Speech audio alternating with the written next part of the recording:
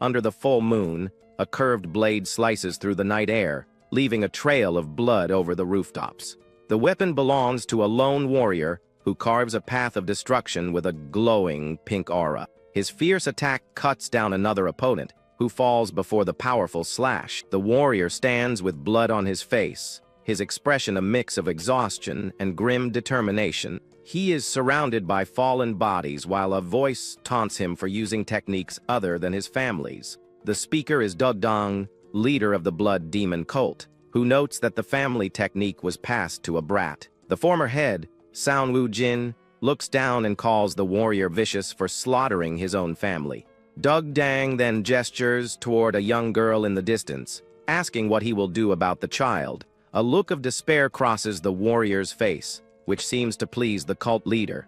She cruelly orders Sanwu Jin, the last head of his family, to kill the young girl as well. The girl, Sanwu Yanhwa, holds her own sword, her face filled with a mix of fear and defiance. At that moment, the ghostly figures of his fallen comrades appear behind Sanwu Jin. He lowers his head in sorrow, apologizing to his captain for feeling like he could never be like him. A spectral hand comforts him as his captain's spirit gently asks if he is cowering again. The spirit tells him he has already done his best and that the results are not his responsibility. He remembers his captain's words about never giving up and decides to do what he can until the very end. He realizes that if he is captured, he will become Dugdang's puppet and a threat to his captain. With renewed resolve, he decides he would rather die by his own will than be taken. The cult leader watches in shock and outrage, demanding to know what he is planning to do. He declares that she won't be able to use his body and vows to kill her,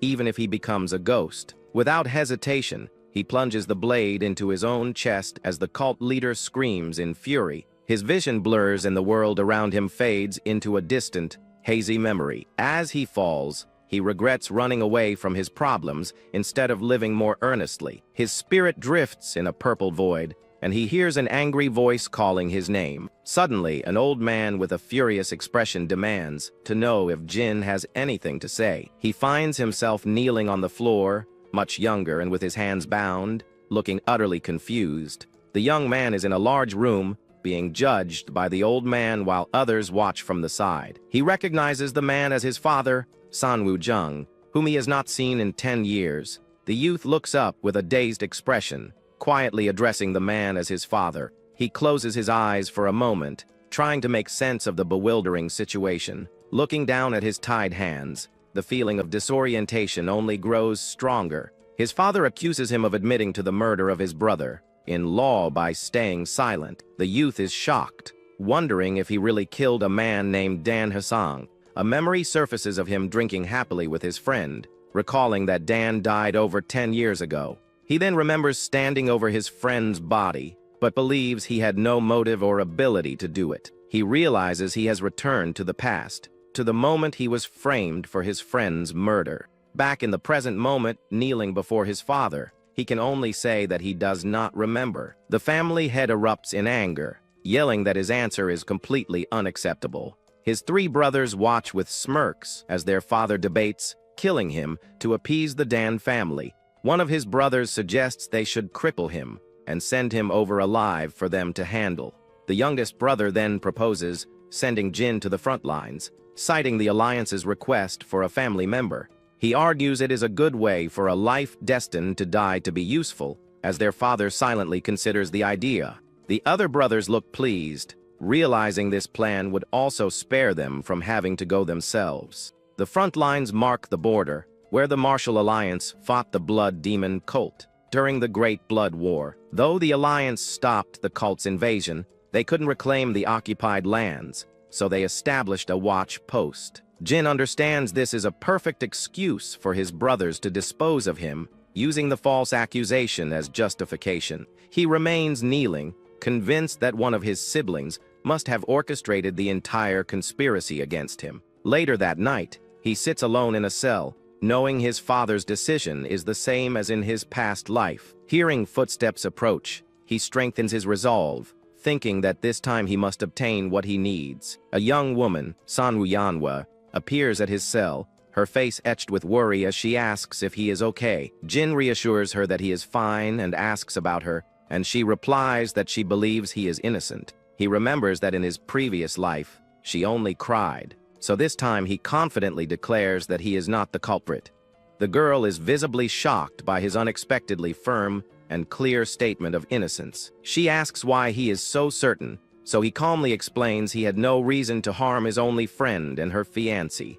He reveals they were face to face when a sword he did not possess was found stuck in his friend's back.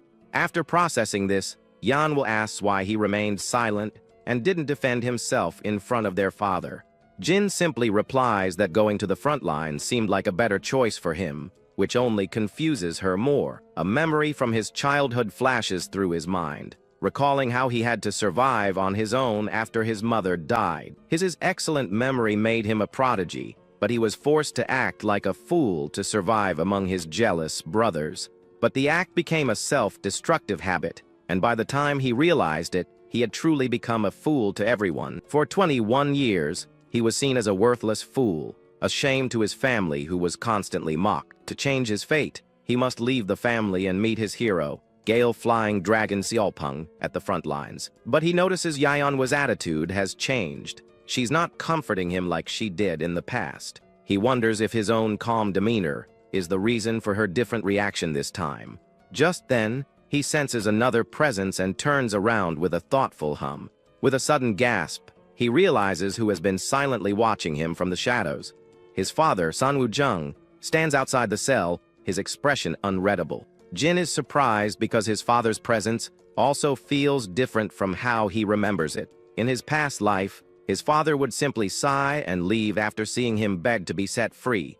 But this time, the family head stands his ground and asks his son if he was truly framed for the murder. The young man realizes his father must have overheard his conversation with Yeonwa. The older man admits he always knew Jin was acting foolish on purpose, but didn't know he wanted to leave. He apologizes to his son, blaming himself for letting his life become such a mess. Jin is stunned by this unexpected apology, as his father had always neglected him in the past. He recalls how even his father, the head of the family, was heavily influenced by his in-laws. He realizes that his father's neglect might have been a subtle way of protecting him. Sanwoo-jung then asks if his son has any final requests before he is sent away. Seizing the opportunity, Jin asks for permission to enter the head's private library for just one day. His father is surprised by the request, questioning why he would want to visit the library now. Jin explains that he is ashamed of not knowing his family's martial arts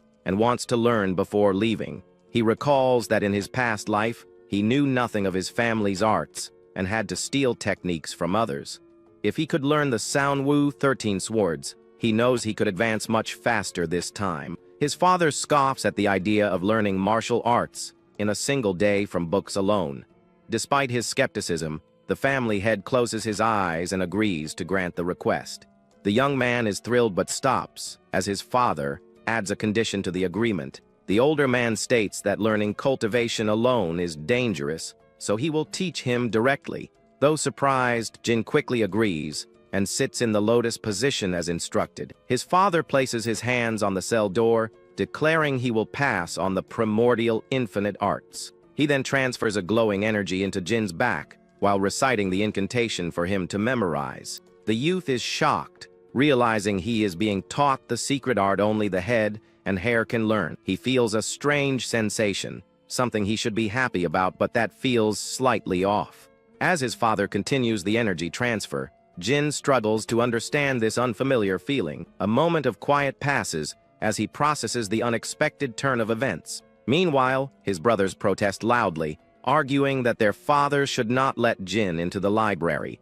Sanwoo-jung calmly replies that it would damage the family's honor if Jin dies without knowing anything. He firmly states that his decision is final, leaving his other sons stunned into silence. Later, Jin stands alone in the vast library, grateful that his request was granted for one day. He clasps his hands with a grin, a mysterious, ghostly figure appearing behind him. The figure asks if one day is truly enough, and the young man confidently replies that it is plenty. His goal is not to learn the arts in a day, but to memorize every single detail with his perfect memory. His photographic memory was once considered a sign of a prodigy, allowing him to survive by mimicking his comrades. Captain Seolpung had even given his special ability a name, calling it the scene memory technique. Now, sitting in the library, he feels confident he can absorb all the information and put it to good use. He begins his study with the primordial infinite arts and the family's ultimate technique, the 13 swords. After cramming countless books into his head,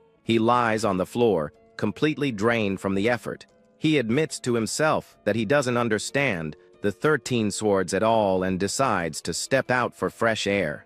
Feeling mentally exhausted, the youth heads outside to take a much-needed break from his intense studies. He collapses onto the grass nearby, wondering if he should just give up for the day. Lying on the ground, he lets out a deep sigh, the mental fatigue weighing heavily on him. He acknowledges that he can't understand most of what he's read, which makes him question his efforts. Suddenly, a familiar mocking voice cuts through the air, wondering what martial arts he could possibly learn. His brothers are walking by with several young women, sneering at his supposed laziness. Among them are two ladies he doesn't recognize, one of whom watches him with quiet curiosity. The group stops and looks down at him from a distance as one of the women asks about his identity. His brother smugly introduces him as the family's shameful younger brother, calling him more of a pig than a human. The young lady is surprised to learn that he is being sent to the front lines the very next day. One brother quickly steps in, urging the esteemed young lady judge not to waste her attention on him. They continue to belittle him in front of the guests, saying he is just a pig going to pay for his crimes. He immediately recognizes the name, realizing she is the famous genius swordsman, Juj Soil. He remembers hearing that she was touring various families to gain experience, which explains her presence. He gets up from the ground as his youngest brother, Ji, approaches him with a sneer. The sibling mockingly asks how his training went and challenges him to demonstrate his newfound skills. Jin tries to brush him off, saying one day of training makes no difference, and he should hurry back. Annoyed by the dismissal, his brother throws a sudden punch, intending to humiliate him. To everyone's surprise, Jin catches the fist effortlessly, a faint purple aura glowing around his hand. The attacker is stunned into silence, completely shocked that his punch was so easily blocked. Jin winces, realizing how weak his current body is if simply blocking a punch causes him pain. The other siblings burst into laughter, taunting Ji for being stopped by a pig and calling his punch slow. Humiliated and enraged, Ji leaps forward, unleashing a more serious and rapid assault. He lands a series of quick strikes on Jin, who appears to be taking the hits without fighting back. The young man grimaces from the flurry of blows, enduring the pain as he is pushed back. But as he watches the movements, he notices that the attack style seems strangely familiar. A flash of insight hits him as he recognizes the pattern in his brother's martial arts. He is certain that this is the Sanwo family's unique fighting style in action. Jai continues his relentless attack, unknowingly demonstrating the Gale 13 strikes. A wide, excited grin spreads across Jin's face as he realizes the opportunity, exclaiming that this is good. The attacker stops in confusion, bewildered by his brother's bizarre and happy reaction. Jin quickly backtracks, saying he misspoke, then taunts his brother to hurry up and attack more. The onlookers find this hilarious, mocking Ji by saying his attacks must feel good to his target.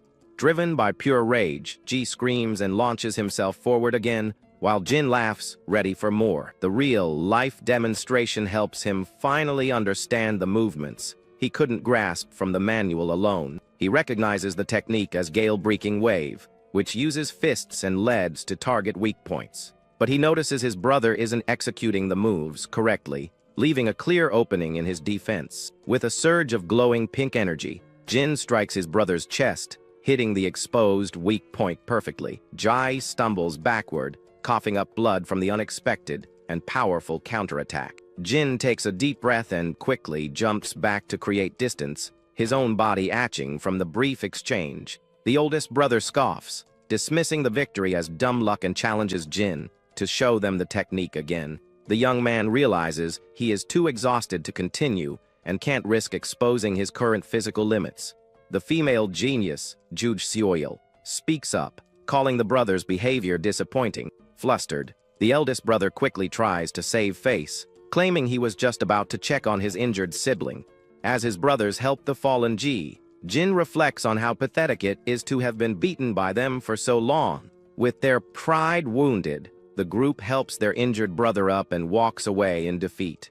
Once they are gone, Jin collapses to the ground in relief, knowing he needs to improve his body's condition. Lying on the grass, he closes his eyes, completely spent from the fight and the intense day of studying. He is startled when he opens his eyes and finds his father standing over him, looking down with a neutral expression. The youth scrambles to sit up, stammering an explanation for his seemingly lazy behavior. But his father simply tells him he worked hard and did well, offering a rare and gentle smile of approval.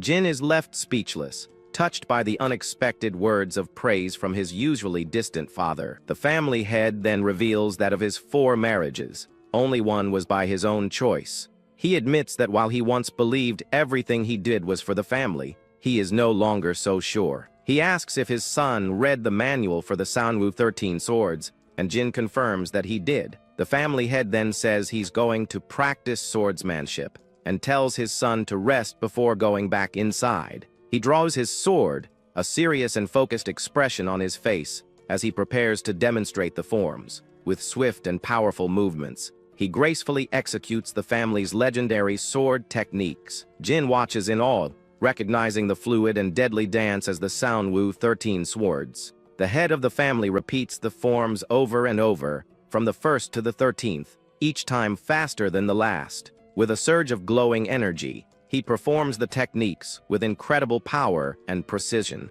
The young man realizes with a jolt of gratitude that his father is personally demonstrating the forms, just for him. Back in the library, he sits among piles of books, now able to cross-reference the manuals with his fresh memory. He reads through his ancestors' diaries but finds that while they left insights, he still can't fully understand the art. He sets down a stack of books, admitting that even the basic forms are difficult to comprehend completely. As he picks up another book, he notices something strange about its cover. Pausing to take a closer look, he realizes that one side of the book's cover is significantly thicker than the other. Carefully, he pries open the thick cover, suspecting something might be hidden inside. As expected, he finds a folded piece of parchment concealed within the book's binding.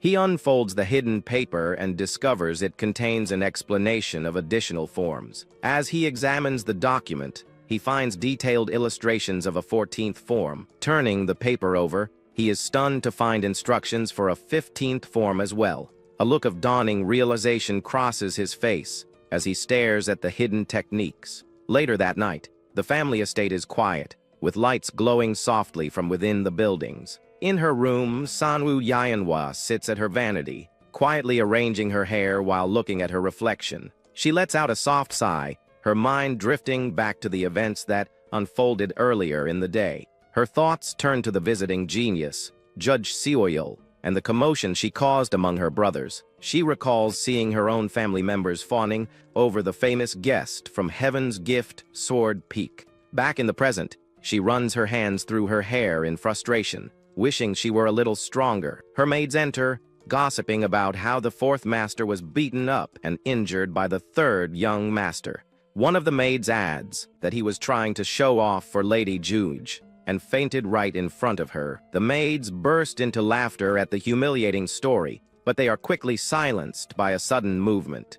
Yanhwa stands up, her eyes glowing with a menacing red light as she asks them to repeat what they just said. Terrified by her sudden change in demeanor, the maids nervously confirm that the story is true. She is utterly shocked and furious, unable to believe that Jin would dare to harm their brother. Meanwhile, Juge Soil receives a document from her companion, containing information on Manhwa Jin. The genius swordswoman thanks her friend, promising to pay her back for buying the information. Her companion asks why she is so interested in the fat young master, and Judge admits she was shocked by his physique. The blue-haired girl agrees, noting how his eyes were just slits buried in fat while clutching a teddy bear. The teddy bear she holds seems to let out a puff of air, as if mimicking a snicker. Juge playfully suggests her friend is only interested because Jin resembles the treasured doll she always carries. But her companion explains that the move he used wasn't ordinary, which made her curious about his past. The genius acknowledges her friend's keen insight, but wonders why she'd bother with someone so physically weak. She muses that if even their own master couldn't understand her friend's curiosity, she has no hope of figuring it out. The genius swordswoman finds it fascinating that her companion can read with her hair covering her eyes. The blue-haired girl simply states that since she can see the letters, she can read them. Juge thoughtfully considers her friend's unusual hairstyle and wonders if she should suggest a change, but her companion teases that she might get jealous if Juge received any more attention than she already does. Juge laughs, saying she is glad to have a friend who is not interested in the spotlight. The girl replies that she feels the same, appreciating that Juge is not like a typical member of her famous family. The next morning, Jin prepares to leave for the front lines, with his father and sister there to see him off. The family head tells his son to stay healthy and to bring honor to their name during his time away. Jin bows respectfully, promising that he will definitely honor the family and return to see them again. He then turns to thank his sister for coming out so early, but she says it is only natural for such a long journey.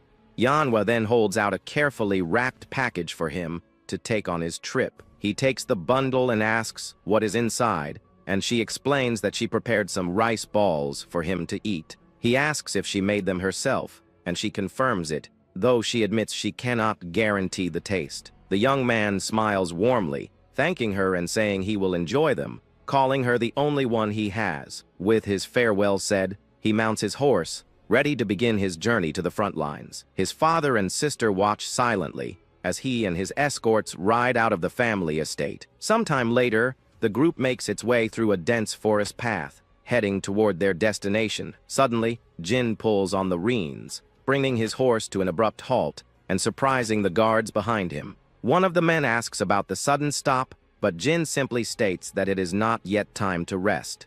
He observes the group's leader, Jang Gang Song, noticing the man seems worried he might cause trouble. The young man calmly announces to the stunned escorts that he intends to run the rest of the way to Yunnan. He clarifies that he is doing this not only for training, but also as a way to lose weight. The guards are incredulous, reminding him of the long distance and his current physical condition. The leader sighs, understanding his determination, but worrying about the losses they will incur due to the contract. Seeing their hesitation, Jin asks the leader what he thinks of the horse he was given for the journey. The man agrees that it is a very fine horse, but he is unsure of what the youth is getting at. Jin then offers to give the valuable horse to the escorts, which leaves the leader momentarily speechless.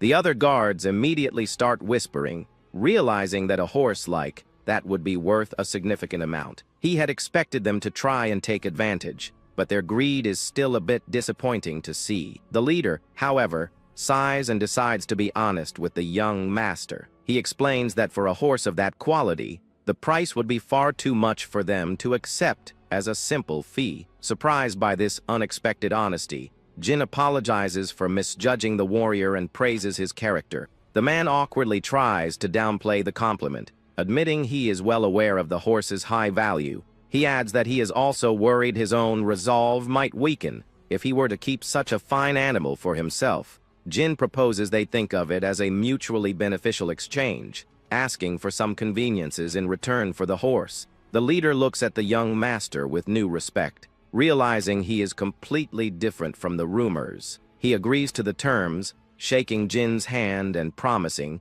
that they will do their best to accommodate him. And so, his long run began, a journey that would take 3 days by horse but much longer on foot. He knows the grueling task will be difficult, but he is confident it will be the nourishment for his rebirth. With grim determination, he vows that in this life, he will be different no matter what it takes. The journey quickly proves to be too much for his unfit body, and he soon gets sick from the exertion. His escorts rush to his side, worried he might be trying to find an excuse to avoid going to the front lines.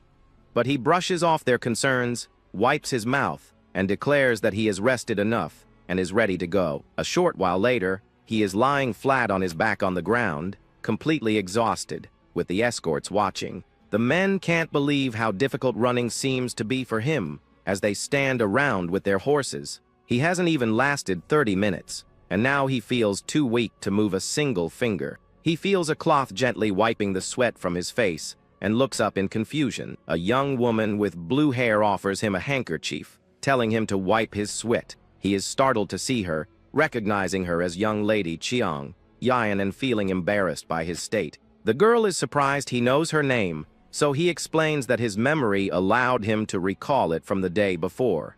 She tells him to keep the handkerchief, as she has several more, and places it in his hand. As he holds the cloth to his face, he is unsure how to react to her unexpected kindness. She then offers a small smile and some words of encouragement, saying she will be cheering for him. The young woman turns and walks away, leaving him and the escorts to continue their journey. The guards are amazed and envious that he received a handkerchief from such a lovely young lady. He feels a swell of pride, even though he suspects her kindness wasn't meant in a romantic way. Feeling energized by the encouragement, he jumps to his feet and rallies the men to continue their run. But his renewed enthusiasm is short-lived, and he soon collapses again, getting sick once more. Seeing his state, the men decide it's a good time to stop and eat before they continue. He drools at the thought of food, realizing that he will be eating outdoors quite a lot on this trip. Later that evening, the group sets up a campfire in the woods,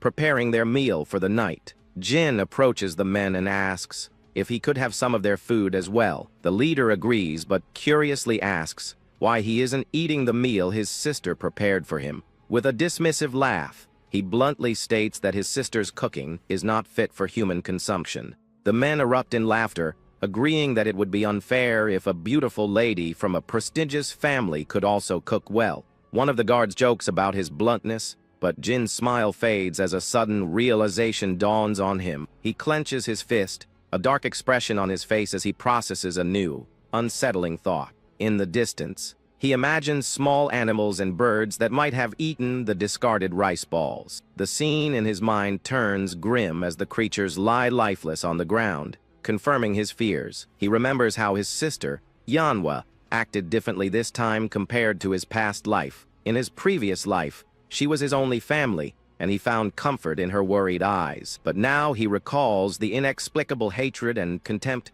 that he had once dismissed as his imagination.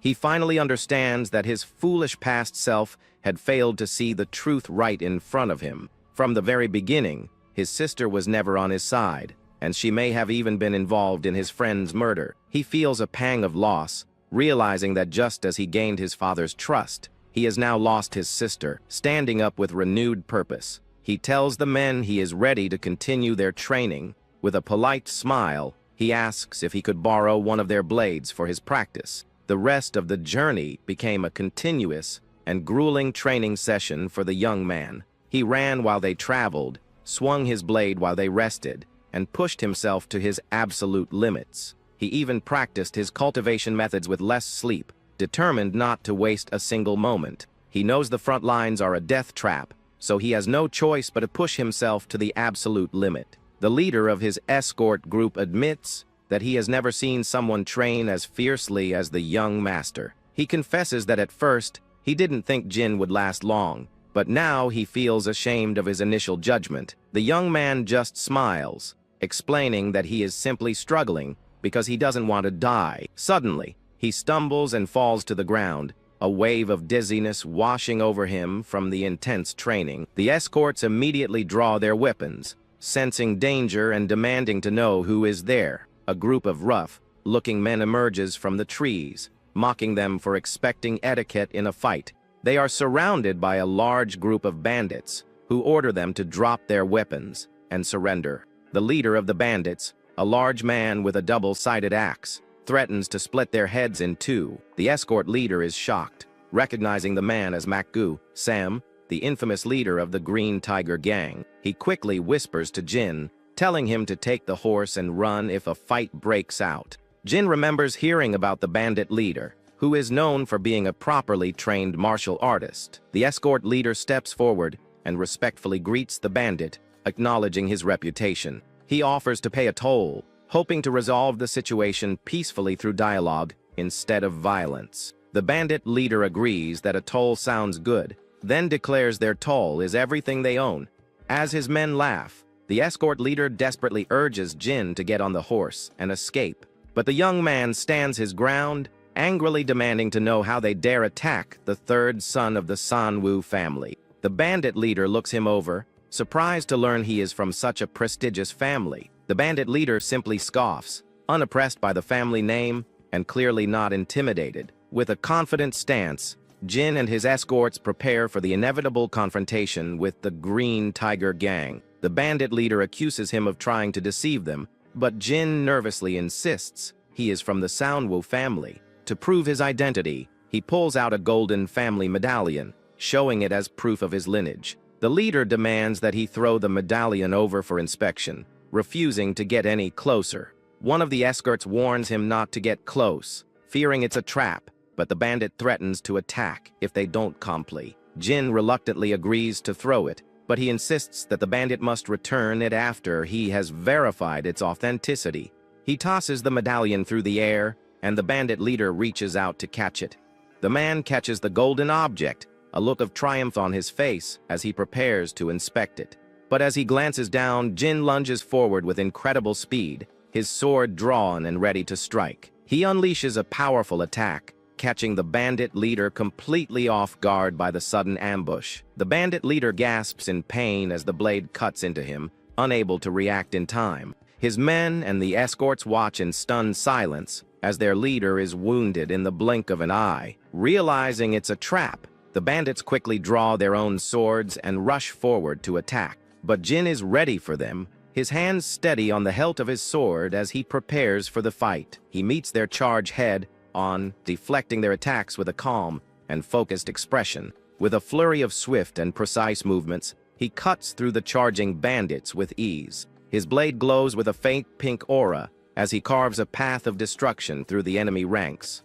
The escort leader, seeing their young master in action, rallies his men to charge in and support him. The remaining bandits, terrified by his overwhelming skill, begin to panic and try to flee. He stands victorious, his back to the fleeing men, a sense of rightness washing over him. He grips his blood-stained sword, feeling his body and soul finally in sync after so long. He feels a deep sense of satisfaction, rejoicing in the familiar atmosphere of the battlefield. He stands among the fallen bandits, the only one left standing besides his astonished escorts. But the moment the adrenaline fades, he collapses to the ground, utterly exhausted from the fight. His escorts rush to his side, looking down at him with a mix of awe and concern. The leader asks if he is a rejuvenated elder, unable to believe a young master could possess such skill. Jin laughs off the question, pointing out that no rejuvenated elder would collapse from exhaustion after one fight. The leader agrees but notes that it is still impressive for someone so young to kill without hesitation. He adds that it is even stranger to see him resting so comfortably in a place filled with bodies. He then mentions seeing his sword glow, wondering if it could have been the legendary sword Kai. The men are amazed to learn that he used the famous Sanwoo 13 swords, a prestigious phantom sword technique. The leader is impressed by the power of a second-rate technique from such a well-known family. He feels ashamed of his own 20 years of accumulated energy, so Jin asks what cultivation method he uses. The man admits he only knows the 6 harmonies cultivation method, as it was all he could get.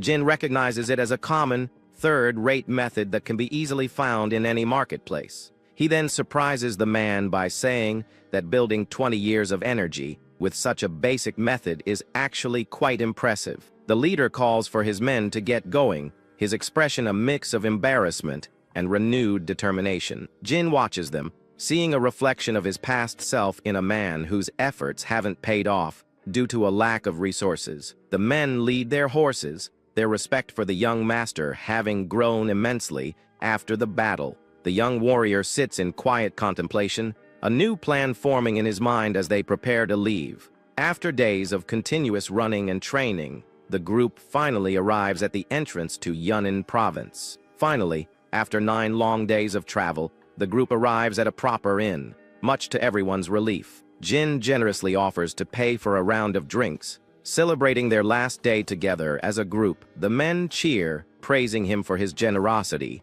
and reaffirming their belief in him. He smiles, happy to share a final meal with the men who have accompanied him on his difficult journey. Later, they are all sitting around a table, sharing drinks and stories from their travels. One of the warriors mentions that he plans to return home to his wife and children after this job is finished. Another man teases him, saying that wandering warriors shouldn't have families to tie them down. As they are joking, the innkeeper announces the arrival of a beautiful young lady.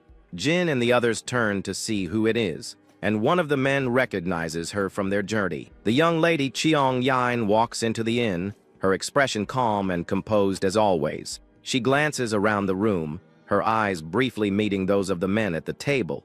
The escort immediately recognizes her as the kind lady who offered Jin a handkerchief on the road. One of the men nudges Jin, excitedly pointing out that young lady Cheong Yin has arrived. He stands up and waves enthusiastically, calling out to her and remarking on the coincidence of their meeting. He eagerly invites her to join them at their table, clearing a space for her to sit. He then laughs nervously, realizing she has already taken a seat before he even finished his invitation. The men welcome her warmly, offering her a drink and asking if she would like to order some food. She politely declines the food for now, her expression thoughtful, as she seems to consider something. Then, to everyone's surprise, she announces that she is also thinking of volunteering for the front lines. Jin is completely stunned by her statement, unable to believe what he has just heard. The young lady covers her mouth, trying to find the right words to explain her sudden decision. Jin finds it hard to believe, knowing that even renowned warriors are reluctant to go to such a dangerous place. He asks her directly why she would want to volunteer for the front lines, but she remains silent. Changing the subject, he notes that she seems to have lost a lot of weight since they last met. He laughs and explains that it's because he has been training, and she agrees that he has become quite slim. One of the escorts chimes in, praising the young master for his incredible hard work during their journey. He adds that since losing weight, the young master has become quite handsome, and Jin proudly agrees. The young lady then excuses herself, saying she needs to step out for a moment, and leaves the table. She walks away from the group, her expression unreadable, as she heads toward a quieter part of the inn. The men at the table resume their cheerful conversation, inviting Jin to have another drink. He happily accepts, enjoying the camaraderie and the brief moment of relaxation after their long journey. Alone in a quiet clearing outside, the young lady lets out a sigh of relief, finally able to be by herself. She quietly admits to herself that she found the young master's slimmed down appearance to be quite cute. His new look reminded her of her treasured doll, a small teddy bear she calls Dumpling. She recalls the impressive move he used against the bandits and the intriguing details she learned about his past. All of these things had stimulated her curiosity, drawing her to him in a way she hadn't expected. She also remembers his waddling appearance and his almost unrealistic lack of stamina. She felt she couldn't just leave him to be killed by the demons of the blood cult. It was her duty, as a witness to his hidden cuteness, to protect him from the dangers ahead. That was the real reason she had followed him all the way to this inn. But she struggles to find the right way to tell him. She decides that since he is no longer weak, there is no reason for her to go to the front lines anymore. With her mind made up, she plans to head back home the next day, her mission to protect him now complete. But as she is walking through the woods, a sudden noise startles her, and she lets out a terrified scream. She draws a thin, like sword, her body tense as she frantically calls out for help.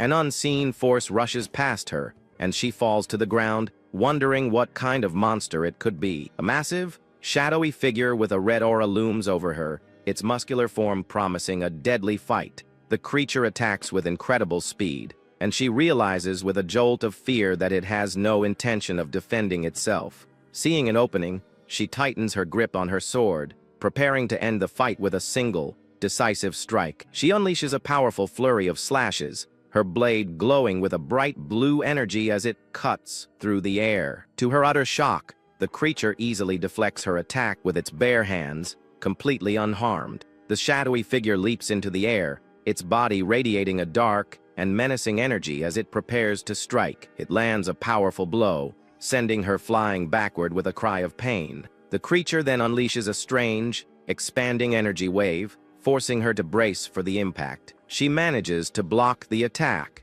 but the force of the blow still sends her skidding across the ground. As the dust settles, she looks up in disbelief, wondering what kind of monster she is facing. The creature's shadowy form dissipates, revealing a muscular man with a strange, stitched-up mouth. He lets out a primal scream and charges forward again, his eyes glowing with a menacing red light. She readies her glowing blue sword, preparing to meet his ferocious assault with her own power. She unleashes a series of rapid slashes, but the man easily parries each one with his bare hands. She is completely stunned, her arm trembling from the force of his blocks, unable to comprehend his immense power. Suddenly, one of the escorts who had been standing guard rushes back, shouting about the commotion.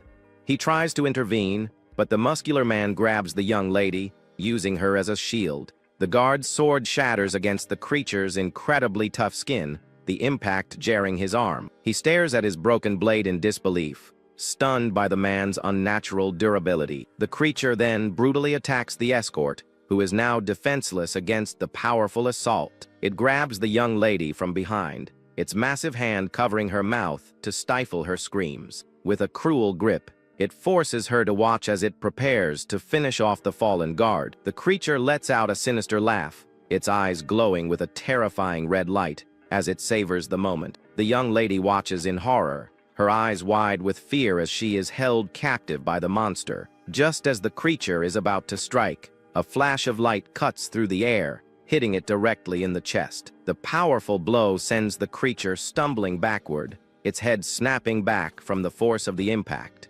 Jin and the other escorts arrive just in time, and he rushes to the young lady's side to see if she is okay. One of the men cries out in anguish, seeing that his fellow escort, Yang Ga, has been killed in the fight. Jin tells everyone to get back inside the inn, but the men are hesitant to leave their fallen comrade behind. The creature lets out another enraged scream and charges toward the group with renewed ferocity. Jin quickly pulls the young lady behind him, shielding her from the monster's relentless attack. He meets the creature's charge head-on, their blades clashing in a shower of sparks and red energy. He shouts for everyone to get back inside the inn, his expression grim as he recognizes the formidable enemy. The young lady, still in shock, looks at her torn sleeve, a grim reminder of how close she came to death. She stares at the monster with a mix of fear and confusion, trying to comprehend the nightmarish situation. The young lady looks on with wide-eyed terror, completely frozen by the sudden and brutal attack. The monster attacks with a powerful red slash, but Jin quickly moves to shield the young lady from the blow. It lets out a furious roar, its muscular body glowing with a dark and menacing energy. Jin pulls the girl down to the ground, covering her mouth and gesturing for her to remain completely silent. The creature looms over them, its dark aura pulsing as it slowly scans the immediate area. He then notices that the strange man has been keeping his eyes closed this entire time. The young lady realizes with dawning horror that the monster's vision must be severely impaired. She clings to him in fear, asking if he is all right as the creature stands menacingly nearby. A wide, terrifying grin spreads across the monster's face, its stitched mouth stretching open. It suddenly turns and rushes back toward the inn, and Jin realizes the other people are in grave danger. Inside, the inn is in complete chaos as the monster attacks, and a child has been caught in the fight. One of the escorts lies dead on the floor as the patrons scream in terror, calling it a monster. Jin and the girl watch in horror as the creature targets another one of his men. The monster rampages through the room, cutting down anyone who stands in its path. It grabs a guard's sword with its bare hands, and the man stares in shock, wondering where it came from. The terrified guard trembles, pleading for his life as the creature's grip tightens. Just as the monster raises its hand for a final blow, Jin leaps forward to intervene. He blocks the attack, sending the guard flying backward to safety while confronting the creature directly. The escort leader tells him to retreat, but Jin shouts for everyone to be quiet, standing his ground. The other guards panic, with one calling for the authorities while another cries out to be saved. The young warrior knows this is a terrible situation and that they must silence the monster somehow. The creature declares that no one will survive the night as it crouches among the wreckage. The escort leader watches in terror, realizing the monster is preparing to attack them again. In a desperate move, Jin suddenly runs across the room, letting out a loud cry to draw its attention. He quickly grabs the edge of a large tablecloth, pulling it with all his might. With a powerful heave, he flips the entire table, sending dishes crashing to the floor with a loud noise. Enraged by the sound, the monster whips its head around and screams for everyone to be quiet. Now that he has its full attention, Jin stands ready, facing the creature in the middle of the room. His escorts watch nervously, unsure of what the young master is planning to do. The young lady watches the scene unfold, her expression a mix of concern and curiosity. Jin stands beside a small stool, his gaze fixed on his blind and powerful opponent. He places his hand firmly on the wooden seat, gauging its weight and position. With a swift kick, he sends the stool sliding across the floor in the opposite direction. The monster immediately turns its head, its senses tracking the sound of the moving stool. The escort leader quickly covers his companion's mouth, understanding the need for absolute silence. The panicked man struggles for a moment, his eyes wide with fear, before realizing the plan. Jin looks around desperately, searching for another object he can use to create a distraction. Suddenly, the young lady leaps high into the air, her body glowing with a brilliant blue aura. She lands a powerful kick directly on the side of the monster's head, the impact echoing through the inn. After delivering the blow, she gracefully flips away, creating distance from the stunned creature. She lands in a low crouch on the floor, her eyes fixed on her opponent as she prepares for its reaction. The young lady rushes forward, her eyes filled with a fierce and unwavering determination. She unleashes a series of rapid slashes, her glowing blade moving too fast for the creature to block. As she fights, she yells at Jin, urging him to quickly explain the situation to the others. He shouts that the monster only identifies people by sound, telling everyone to be completely silent. The terrified escorts immediately cover their mouths, trying their best not to even breathe too loudly. Jin knows that simply staying quiet will not be enough to defeat such a powerful enemy. He warns that if the creature cannot hear, it will start using its sense of smell to hunt them down. To counter this, he needs to act first, and finds a way to properly draw the monster's attention. He spots a bowl filled with strings of coins, realizing it is the perfect tool for his plan. He knows he must act quickly while the creature is still distracted by the young lady's assault. She looks over in surprise, momentarily confused by what the young warrior is doing. He holds a bottle of alcohol and some food, putting a finger to his lips to signal for her silence. The scene is a tense standoff, with the young lady keeping the monster occupied as Jin prepares his trap. His plan is to first get the creature's attention by using the sound of the coins. He throws the strings of coins, expecting the simultaneous sounds to confuse the monster and immobilize it. While it is disoriented by the noise, he will then have a chance to approach it undetected. As the coins clatter, the monster stops and turns, trying to pinpoint the source of the sound. An escort watches in shock as a piece of pottery shatters on the floor nearby from the commotion. The plan works perfectly, and Jin manages to get right behind the distracted creature without a sound. He knows he cannot afford to make a single mistake, as one touch from the monster would be fatal. He carefully places his hands on the creature's neck, holding his breath as he gets into position. But at that critical moment, a loud hiccup escapes from his mouth, shattering the tense silence. The sound echoes through the room, and even one of the terrified escorts hiccups in a panic. The monster's ear twitches as it instantly hones in on the sudden noise, its body tensing. It slowly turns its head to face him, and the young warrior freezes, his eyes wide with sheer terror. His heart pounds in his chest as he realizes his carefully laid plan has just gone horribly wrong. The creature leans in close, sniffing the air as it begins to use its nose to pinpoint his exact location. Frozen in place, the young warrior stares as the monster leans in, its stitched mouth inches from his face. His heart pounds in his chest, realizing his crucial mistake has put him in mortal danger. The creature's eyes remain closed as it inhales deeply, trying to pinpoint his exact location by scent. The escorts can only watch in horror, completely paralyzed with fear as the hulking figure looms over their young master. But the young lady refuses to stand by, her expression hardening as she prepares to intervene. With a burst of speed, she charges forward, her glowing blade aimed directly at the distracted monster. He knows he is trapped with no escape and must act now or die. In a desperate life or death gamble, he moves his hands from its neck to its face. He forces the monster's eyelids open, revealing its bloodshot, unseeing eyes in a sudden, jarring move. The creature lets out a deafening scream of pain and surprise, stunning the young lady who watches in disbelief.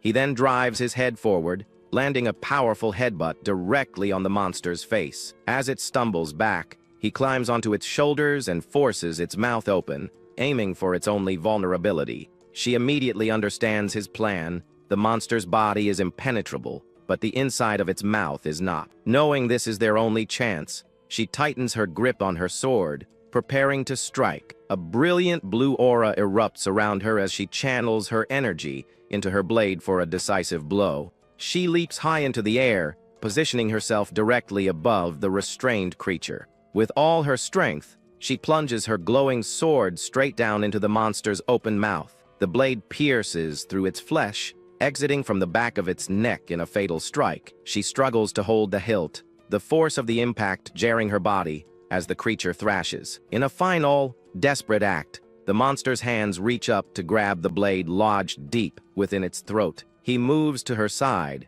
placing his hands over hers on the hilt of the sword embedded in the creature. With combined strength, they both push down, driving the blade deeper to finish the job. The monster's hand, which was clawing at the blade, finally goes limp and thuds onto the floor. With the creature finally dead beneath them, the chaotic battle comes to an abrupt and silent end. They remain there for a moment, catching their breath in the aftermath of the intense fight. The surviving escorts can only watch, their faces a mixture of shock, relief, and awe. By the next morning, a serene light breaks over the distant mountains, signaling a new day. Two of the surviving escorts kneel on the ground, their heads bowed in grief for their fallen comrades.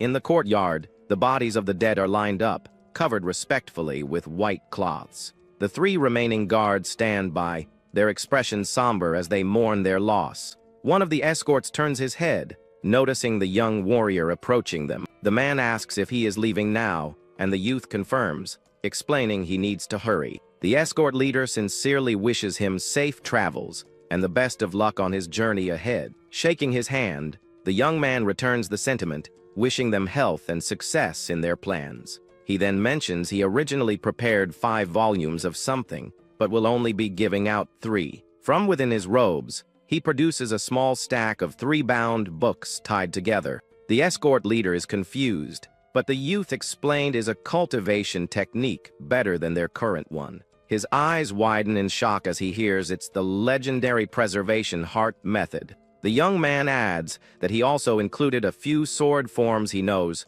noting they should help. He silently recalls that this valuable method was obtained for him by Seal Pung in his past life. He remembers how this technique allowed him to reach 60 years of internal ki in under a decade, a truly first-rate method. The escort leader is stunned, asking why he would do all this for them, and how they could ever repay such a great deed. The young man smiles, stating they fought for their lives together, making them friends, and the books are no longer of use to him anyway. Holding the books, the leader looks at him with deep gratitude and offers a sincere thank you on behalf of his men. Announcing that he must go, the youth turns to leave, explaining any more delay will cost him a full day of travel. He hopes they meet again as first-rate martial artists, and the escort vows to achieve that level and visit him to celebrate. As the two walk away from the inn, the 3 remaining guards watch them depart in respectful silence. While they walk, the young lady comments that he is a peculiar man, as she has never seen a martial artist give techniques to outsiders. He replies with a smile that it does not matter, since the techniques are not secrets of the Sanwu clan. His tone turns serious as he asks if she truly intends to go to the front lines, warning her of the countless monsters and the danger. She looks toward the mountains, saying she has thought about it and believes it is the right thing for her to do. She recalls the brutal fight from the night before, explaining that countless monsters like that exist at the front. This means people are fighting for their lives against such creatures at this very moment, a reality she cannot ignore by going home. She states firmly that she did not learn martial arts to live a sheltered life, and her father always taught her to stand proud. Turning to him, she asks if he views her as just a lady or as a fellow martial artist. He clenches his fist, realizing he senses no hesitation in her words, and that he had wrongly seen her as an immature girl. With a formal salute, he admits he has misjudged her profound conviction and offers his deepest apology. The young lady smiles, accepting his apology, and noting that he is a man who truly knows how to admit his mistakes. He returns the gesture with a faint smile, a moment of mutual respect passing between the two warriors. They finally arrive at their destination, the Great Blummen Cult Battlefield in Yunnan, a place known as Zhonglang. In the forest, a man gasps in pain as a blade pierces his stomach from behind, held by a sinister, smiling attacker. A woman cries out as she is taken hostage, seeing her companion dead on the ground while a cultist mocks the fallen man. It is a full-scale ambush by the blood demon cult's twin Sai the Seven Misfortunes, who emerge from the trees to surround their prey. The leader, G-Mac, holds a woman captive, sneering as he asks if the dead man was her lover, promising she will soon forget him. His brother, Gu Yajil, grabs another woman, crudely commenting on her appearance before G-Mac tells him to focus. Amidst the chaos, a bright red flare shoots into the sky, a desperate signal for reinforcements. One of the cult members spots the signal being launched by a fleeing woman in the distance. Another cultist notices the flare, warning his comrades that they will be facing trouble soon. Their leader orders them to capture one more woman before they retreat, and the group leaps down from the trees to attack. On the ground, a squad of female warriors quickly forms a defensive formation, their swords drawn and ready for battle. A cultist attacks with a powerful scythe swing, which is met by a warrior's blade in a shower of sparks. The women fight hard, telling each other to hang on, because their squad leader will be there soon. One of the warriors struggles, her sword straining to block the heavy, curved blade of an enemy's weapon. G-Mac laughs, mocking their efforts as he asks if they really think their meager defense is enough to stop him. The female warriors are heavily outnumbered, parrying attacks from all sides as the cultists press their assault. The woman leading the defense breathes heavily, her face showing the immense strain of the desperate battle. Suddenly, the cult leader's mocking expression vanishes as he looks up, sensing a new presence. A lone figure soars through the air high above the forest canopy, heading directly for the battlefield. This is Mai Yujime, the fourth squad leader of the 13 Soaring Dragon Corps, known as the Diankang Hawk. The embattled warriors see him arrive, their faces lighting up with relief, as they joyfully shout that their squad leader is here. The cult leader panics at the squad leader's arrival, but quickly orders his men to handle the others while he fights the newcomer. Wielding his twin scythes, the man confidently prepares to face the formidable Diankang Hawk alone. The squad leader descends with incredible speed, unleashing a powerful attack that the cultist barely manages to evade. He watches as his purple energy slash narrowly misses its target, his gaze remaining fixed on his opponent. Their weapons finally meet in a deafening clash, the impact sending a powerful shockwave through the air. The cultist is visibly surprised, his face contorting from the sheer force behind the squad leader's strike. With another swift and powerful swing, the hawk sends his opponent flying backward, crashing hard onto the ground. The man digs his scythes into the earth to stop his momentum, quickly regaining his footing for the next exchange. Just then, one of his subordinates cries out, warning him that another powerful opponent has arrived on the scene. A woman appears on a tree branch above, identified as Tang Yeoun from the Tang clan's Sword Peak. She looks down at the chaotic scene below with a calm and composed expression, ready to join the fight. The cult leader grits his teeth in frustration, realizing the situation has just become far more dangerous. Taking advantage of the momentary distraction, the squad leader lunges forward to press his attack. Their blades clash once more, locking the two warriors in a fierce, high-speed duel. The Diankang Hawk's expression is one of pure focus as he continues his relentless assault. Their fight is a blur of motion, with steel and energy clashing repeatedly across the battlefield. The cult leader grabs a hostage, ordering his brother to capture their main target and retreat while he holds the line. Following their leader's command, the remaining cultists leap toward the woman from the Tang clan.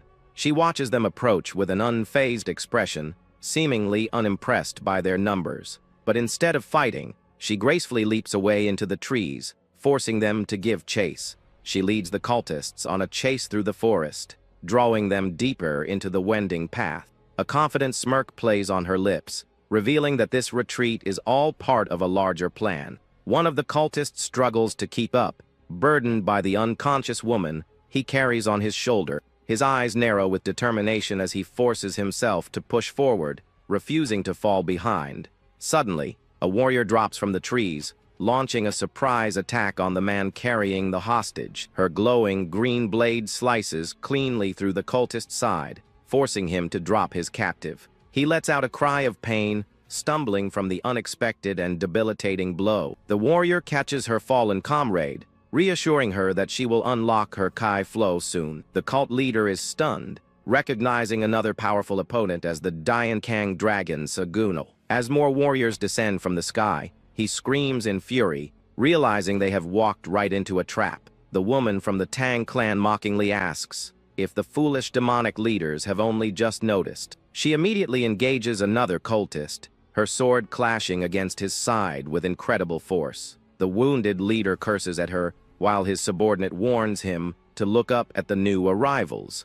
They watch in horror as their men on the path below are completely surrounded by the dragon corpse. A calm and imposing figure appears among them, the 13th Soaring Dragon Corps captain, Feng Yang. The captain attacks without hesitation, unleashing a massive, overwhelming wave of red energy from his sword. The cultist brother screams the captain's name in terror, as the powerful attack engulfs him completely. Elsewhere, the vice squad leader lands safely on a tree branch, having rescued her fellow warrior. She looks down at the battlefield, where the cultists are being systematically taken down by her allies. Captain Feng Yang stands poised, his single powerful strike having turned the tide of the entire battle. Another warrior effortlessly cuts through the demonic cultists, his blade glowing with a brilliant golden energy. He is Han Josung, the first squad leader, who dryly comments that they woke him from a pleasant dream. The cult leader's face drains of color as he recognizes the legendary Azure Gust Sword Dragon. His brother urges him to run, and the leader reluctantly retreats, vowing that he will not forget this defeat. But Sagunal appears in their path, coldly informing them that they are not going anywhere and will meet their end here. The cult leader desperately tries to escape as the Diankang dragon leaps through the air to intercept him. Sagunal's blade slashes the man's arm, but the wounded leader grits his teeth and continues to flee, screaming threats. The remaining members of the Seven Misfortunes follow their leader, disappearing into the dense forest. In the quiet aftermath, Captain Feng Yang stands beside Han Josung as the sound of sobbing fills the air. A warrior weeps over the body of his fallen comrade, crying out his name in grief and begging him to wake up. At that moment, squad leader Ma Yujayim arrives with another man, asking what has happened. Without warning, he grabs the newcomer by the collar, furiously demanding to know why he, Seal Peng, arrived so late. He shouts that if Seal Peng had been on time, they could have defeated at least one more of the Seven Misfortunes. Seal Peng looks down with a heavy heart, apologizing and explaining that his own squad was also ambushed. Yujium snaps, calling him an irresponsible bastard, and saying a lowly soldier should never have been made a leader. A female warrior steps between them, telling the 4th squad leader to stop, and that she will not tolerate insults toward her leader. She explains that the 7th squad fought 5 cunning spirits and a hidden spider spirit, losing 2 members in the process. UGM remembers that spider spirits are dangerous demonic creatures that grow stronger by absorbing the essence of people. The vice squad leader reminds him that such creatures must be slain immediately upon discovery, a fact he is well aware of. He scoffs dismissively but falls silent, the tension between him and the exhausted Seal Peng remaining thick in the air. The vice leader angrily confronts Yu Gyeum, demanding that he immediately apologize to her squad leader. Seal Peng tells her to stop, gently reminding her that Yu Gyeum also just lost a squad member, but she retorts that they did as well. He simply smiles, trying to reassure his subordinate that he is okay, and she does not need to defend him. She looks down in silence, her expression filled with concern and frustration over how her leader is being treated. The woman from the Tang clan bluntly tells Seal Peng that his soft nature is the reason Yujium walks all over him, making things harder on his squad. He can only laugh nervously in response, while she sighs with her arms crossed, clearly exasperated by his passive attitude. Sagunal steps intermediate, placing a hand on Seal Peng's shoulder and apologizing for Yujium. Seal Peng says he understands. Han Josung turns to the captain, asking if the new recruits are supposed to arrive that day. The captain walks away, stating it will take time for them to be useful, but their arrival is a relief nonetheless. Meanwhile, the young warrior from the inn finally arrives, silently hoping the new recruits will manage to survive for a while. The story moves to the Yunnan Blood Demon Cult Front's second headquarters, a large and imposing structure under a clear sky. Inside, an official leads a small group into a waiting room, informing them that the vice commander will arrive soon. A lone girl waits separately. A young man with long hair observes the girl, thinking she must be the last person to enlist. He muses that some things never change. His companion addresses him as young master, asking if the 13th squad is so young because all the veteran warriors have died. The young master confirms this seems to be the case, adding that the entire Flying Dragon Corps is getting younger, not just the 13th squad.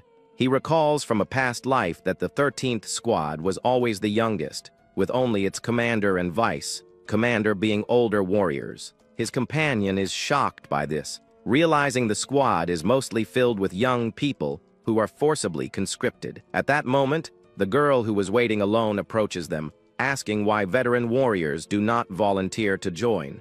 The young master explains it's because there is no fame or profit to be gained, a concept that seems to confuse the girl. He elaborates that events on the front lines are kept secret. Achievements and deaths go unrecognized, leaving only danger without honor. Their conversation is suddenly cut short when an older man clears his throat to get their attention. The man introduces himself as Hyan Young Bo, the vice commander of the 13th squad of the Flying Dragon Corps. He confidently assumes they have heard of him, while the young master silently thinks it is good to see the man and decides to play along. However, the young master's female companion bluntly says she has never heard of him and asks if he was famous. The vice commander dismisses her, claiming many masters are forgotten due to secrecy oaths, and that she simply lacks knowledge.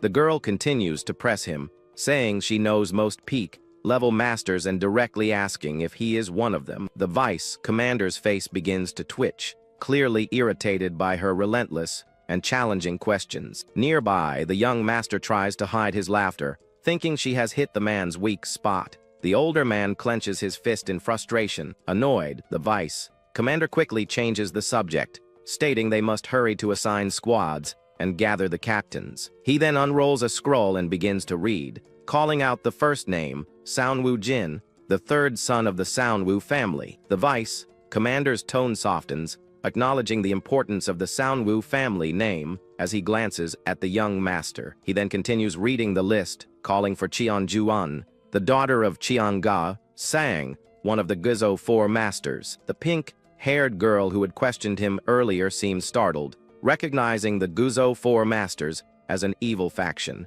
The young master glances at her, thinking it is indeed strange for a member of an evil faction to volunteer for the Martial Alliance. The vice commander turns his attention to the blue-haired girl, asking if she is from the evil faction since her file lists no family or school. The young master internally notes this is incorrect. He remembers Lady Joj calling her Cheong Yain, but her true identity is something else. The blue-haired girl simply confirms that her name is Cheong Yain, her expression calm and unwavering. The official then declares that people with unclear identities are forbidden from volunteering for the front lines.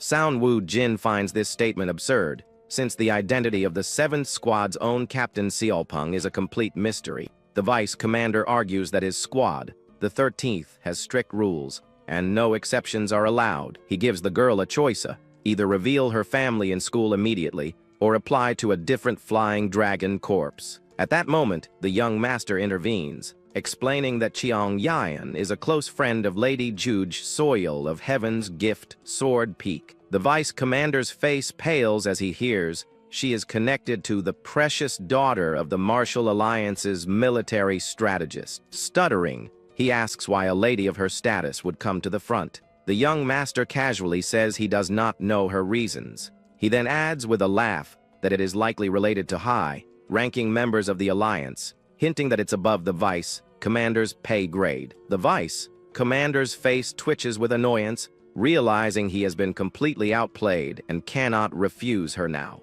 After the tense meeting, the newly assigned members are guided out of the main building, and toward their barracks. They arrive at a large, well-maintained building, which their guide introduces as the barracks for the 7th Squad. The young master looks at the structure with a heavy heart, murmuring that it looks exactly as he remembers it. He thinks back on the past 7 years, recalling the mix of happy and tragic moments he experienced within those very walls. He feels relieved that all his companions were assigned to the 7th Squad, hoping to avoid the 4th at all costs. The man guiding them warns that some squad members will try to haze the newcomers and hopes he will not get too hurt. The young master then recalls the cruel insults from his past, when he was called a disgrace and told to get lost. He remembers others telling him that even looking at his face was unlucky, and he questions if that could be considered mere hazing. Although he eventually endured it, the painful memory of being ostracized to the point of wanting to die still lingers.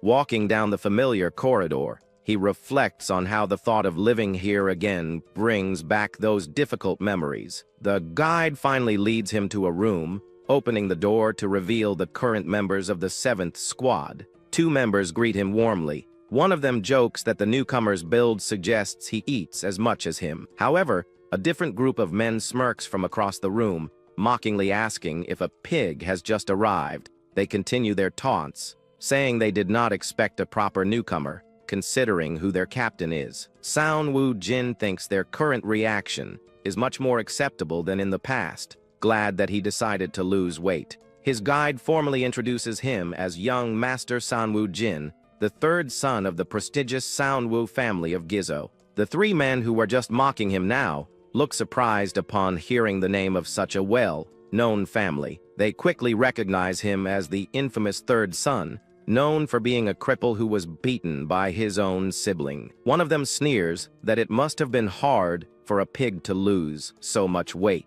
Hearing these insults, the guide's expression hardens, his eyes filled with silent anger at their behavior. The 2 friendlier squad members also appear tense and shocked by the cruelty of their squad mates' words. But despite the harsh taunts, the young master simply smiles, completely unfazed by their attempts to provoke him. He calmly approaches the leader of the bullies, greets him by his full name, Hamu Jin, and extends his hand.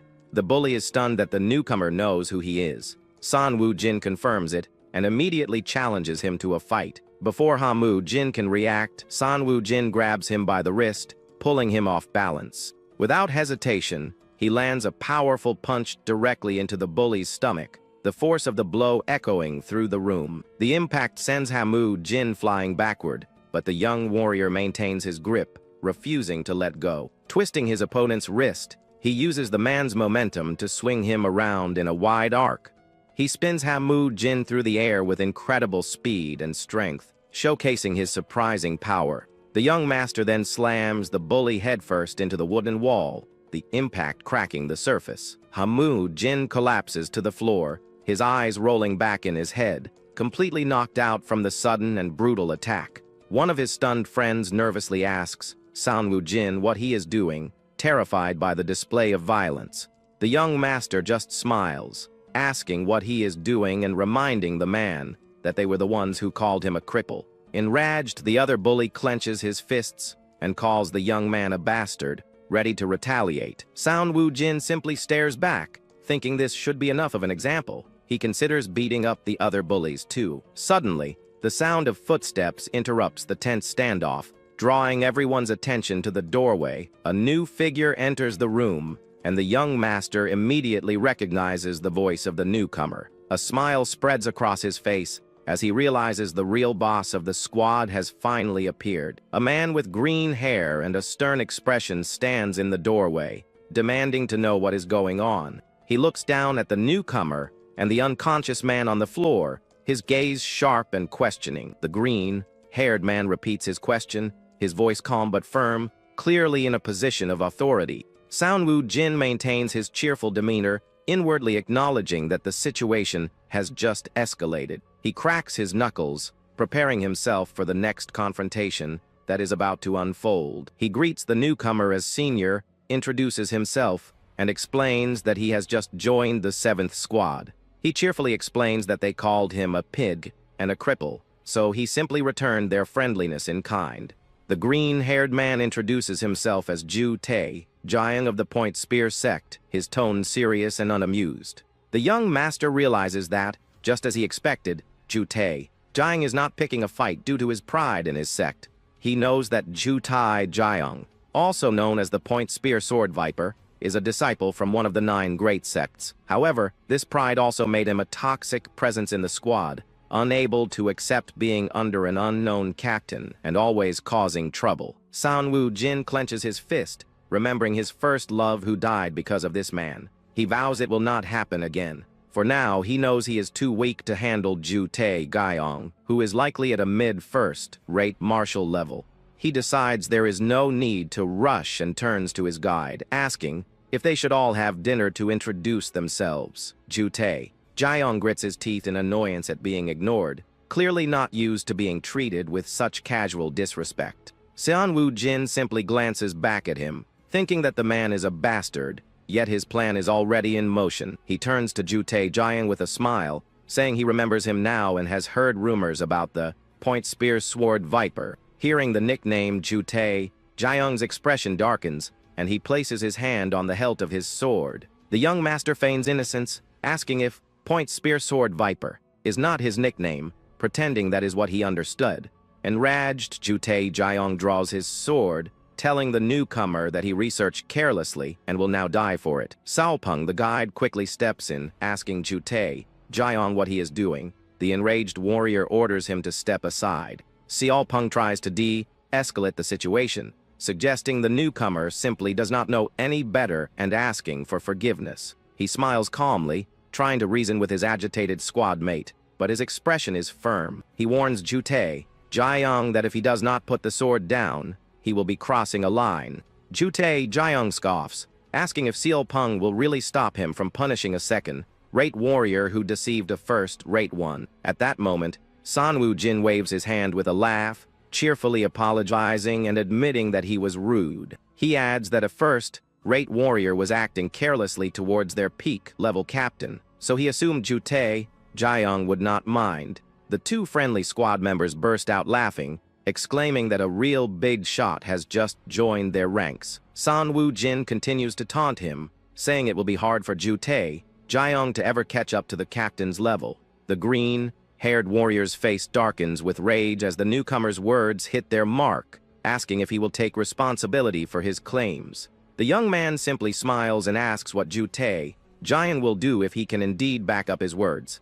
The proud warrior gives him a 3-month deadline, declaring that if the newcomer proves his claim, he will take his life as payment. San Woo Jin agrees, but asks what he will get if he wins. The other man scoffs, saying he will just die too. The young man dismisses this idea, saying they cannot let a precious comrade who is supposed to fight demons die so needlessly. Instead, he proposes that if he wins, Ju Tae Jiang will have to treat him as his older brother from that day forward. The proud warrior grits his teeth, clearly humiliated and enraged by the absurd and disrespectful condition. Despite his anger, he accepts the challenge, vowing to grant the newcomer's wish in 3 months. Ju Tae Jiang then turns to Saopeng, asking if he will also try to stop this duel, which he brought upon himself. He leans in close to the young master, telling him to struggle all he wants, because he will make him regret his words. As Ju Tae Jiang storms out of the room, he tosses a small, round object over his shoulder before leaving. The rest of the squad, including the bullies and the friendly members, quickly follows him out, eager to see what happens next. The 2 men who initially welcomed the newcomer laugh, saying how refreshing it is to see someone stand up to Ju Tae Jiang. San Woo Jin knows that Baisa Young is a disciple of a secret sect that fell due to a past tragedy involving Ju Tae Jiang's sect. The other man laughs, saying he liked the newcomer from the moment he saw him and felt they would get along well. San Woo Jin is surrounded by Baisa Young and Bai Zhongguan, remembering them as the close friends who died saving him in his past life. With tears in his eyes, he makes a silent vow that in this life, he will absolutely not let them die. Saopeng approaches, asking if he will be all right and warning him that Ju Tae Jiang is not to be taken lightly. The young master just smiles and asks the captain to train him, declaring that he is prepared to be worked to death. He adds that since he is just a squad member now, the older captain should feel free to speak comfortably with him. The captain agrees with a smirk, warning the young man that since he asked for it, he will be worked until he wishes he were dead. Young warns him that he does not know what he is asking for, explaining that the captain's training is for peak-level masters. The young man smiles, thinking that he has already done it before. This time, he plans to share the good thing with his friends. He then turns to Baisa, young and playfully questions his confidence, saying he seemed like a real man at first glance. Provoked, Baisa, Young shouts that there is no way he lacks confidence, claiming to be sure of himself in everything. He strikes a confident pose and declares that he will gladly join the training to prove his words. The muscular man, Beijong Guan, laughs and says he would like to join too, but he already has a grand dream of his own. He explains his goal is to crush demons with external martial arts trained to the extreme, leaving no time for other pursuits. Sanwoo Jin's eyes light up with excitement, and he asks the senior if he could teach him those amazing external martial arts. The big man is caught off guard, blushing as he stammers and asks if the newcomer is serious about learning from him. Sao Peng reminds him that during the squad selection, Sanwoo Jin mentioned wanting to see whose skin was harder, his or a demon's. Hearing this, Beijong Guan gets even more excited. The young master leans in, admitting it was a lie, but he does have a goal. He enthusiastically describes his dream of flying like a cannonball with a hardened body-to-body, slam and shatter demons. Beijong Guan looks mesmerized, imagining himself flying through the air to smash demons into pieces with his body. The young master continues, saying that if he could achieve that, people would give him cool nicknames like Iron God Matir. Beijong Guan repeats the names to himself, his eyes wide with excitement and a blush spreading across his face. Sanwoo Jin smiles to himself, knowing his friend is completely hooked on the idea now. A simple but effective trap. The following day, the training begins deep within a lush, green forest. Captain Selpeng leads the small group of new recruits, including the young master and his two friends, along a winding path. Baisa Young, wearing a weighted vest, proudly declares that this level of training is nothing for a disciple of his sect. Standing beside him, Sanwoo Jin thinks that since he has already experienced this training, it should be a piece of cake. He confidently leaps onto a tree branch, telling his friends it is nothing much, and that he will go on ahead. However, as soon as his foot touches the branch, it snaps under his weight, and he lets out a cry of surprise. Beijong Guan, perched on a branch above, calls out in concern, asking if his new friend is all right. The young master crashes to the forest floor, landing hard on his back with the broken branch on top of him. Lying on the ground, he realizes with a groan that he did this training in his past life only after he had lost weight.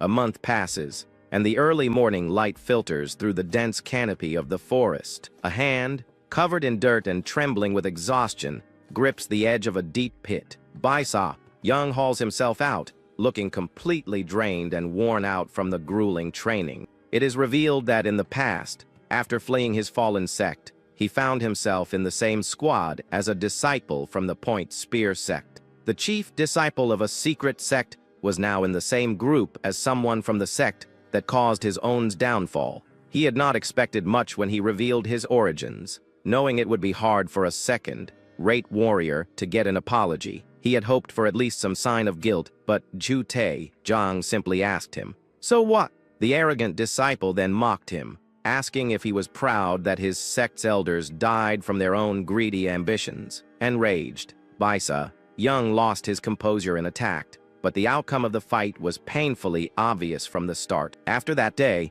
his life did not change much. He was still too weak to defeat even a single demon, let alone his arrogant squad mate. With his sect's internal cultivation method lost, he was left with no way to grow stronger. He felt powerless in an unfair world, his hands scarred from useless effort, but he refused to be pitied as a weakling. He drifted along without a goal, just another face in the squad, until one day everything changed. A seemingly crazy guy, Sanwoo Jin, joined the 7th squad with a wide, confident smile. This newcomer, who was only at a second-rate level and did not look like a martial artist, clashed with Ju Tae Zhang from day one. For some reason, this seemingly insane behavior was incredibly refreshing to the jaded Baisa Young. He ended up falling for the newcomer's provocation, pretending to be annoyed while secretly eager to join the intense training. But the very next day, lying exhausted on the ground, he realized he had made a huge mistake and was going to die. He groans in regret, thinking that if he had just kept his mouth shut, he would not be suffering like this. Meanwhile, Captain Seolpung effortlessly leaps through the treetops, his movements light and swift despite the weighted vest.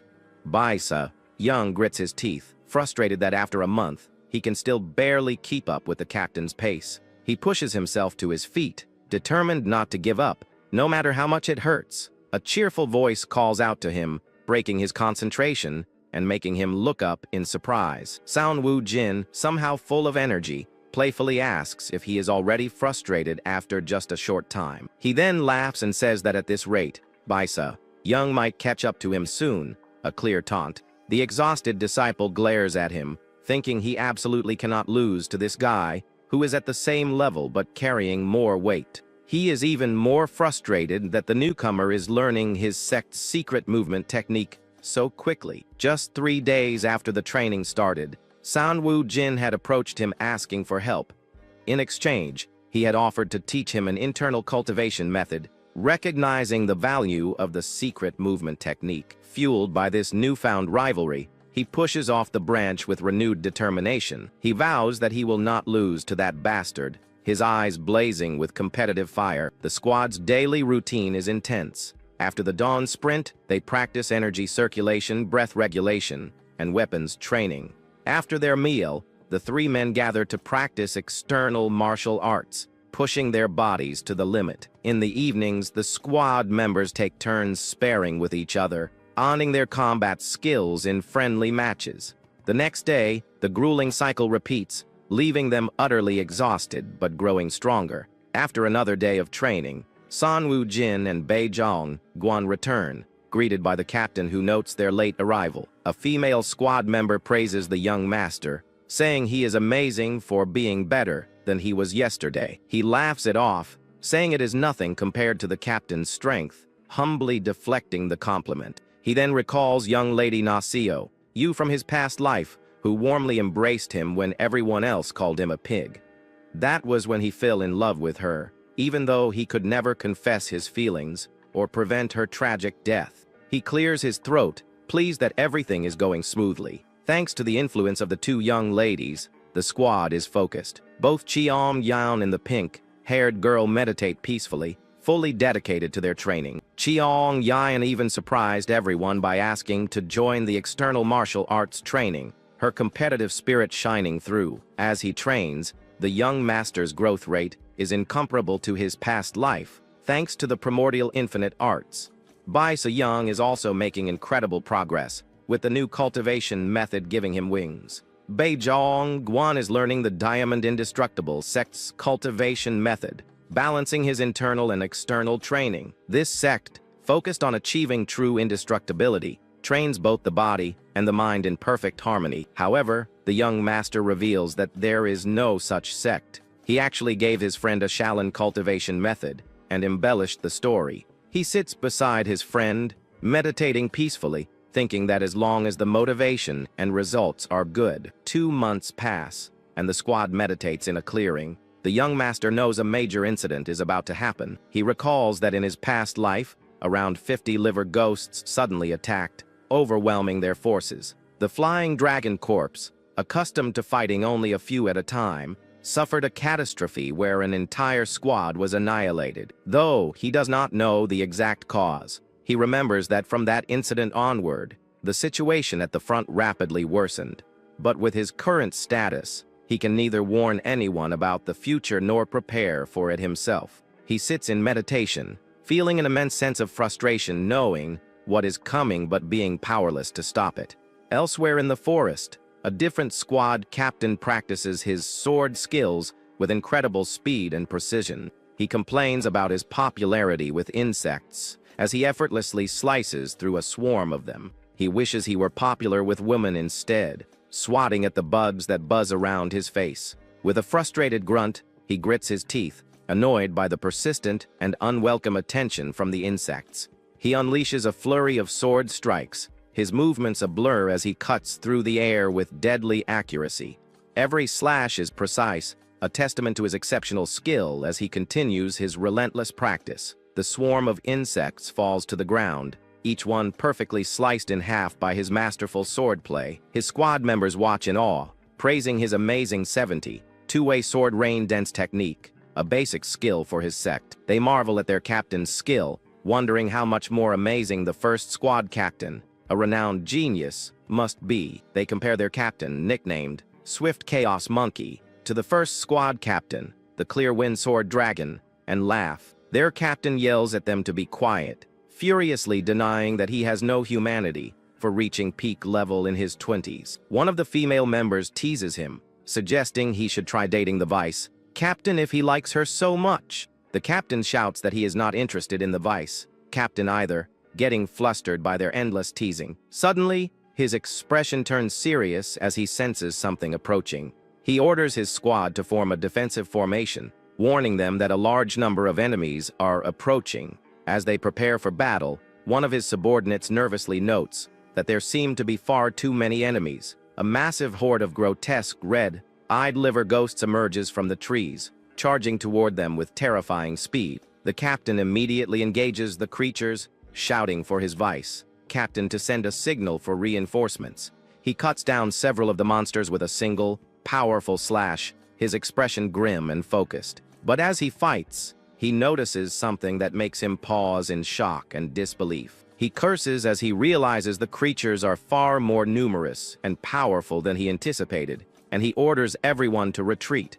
At that moment, 3 powerful blasts of energy erupt in the distance, signaling the presence of at least 3 mid-level demons. Warriors run desperately through the forest, trying to escape the overwhelming horde of monsters pursuing them. One of the squad members turns to face a charging ghost fiend, preparing to hold it off. The creature is relentlessly focused on its target, swinging a powerful clawed hand without hesitation. With sweat dripping down his face, the young man raises his sword to defend against the fierce attack. He manages to dodge the main blow, but the creature's arm still grazes him, tearing his sleeve. Before he can counter, the fiend catches his sword blade with its bare hand, stopping the weapon cold. The creature's glowing eyes fix on him, revealing the usual tactic is a 2-person feint. As the fiend is distracted, another warrior approaches from behind, ready to land a decisive blow. He drives his sword forward,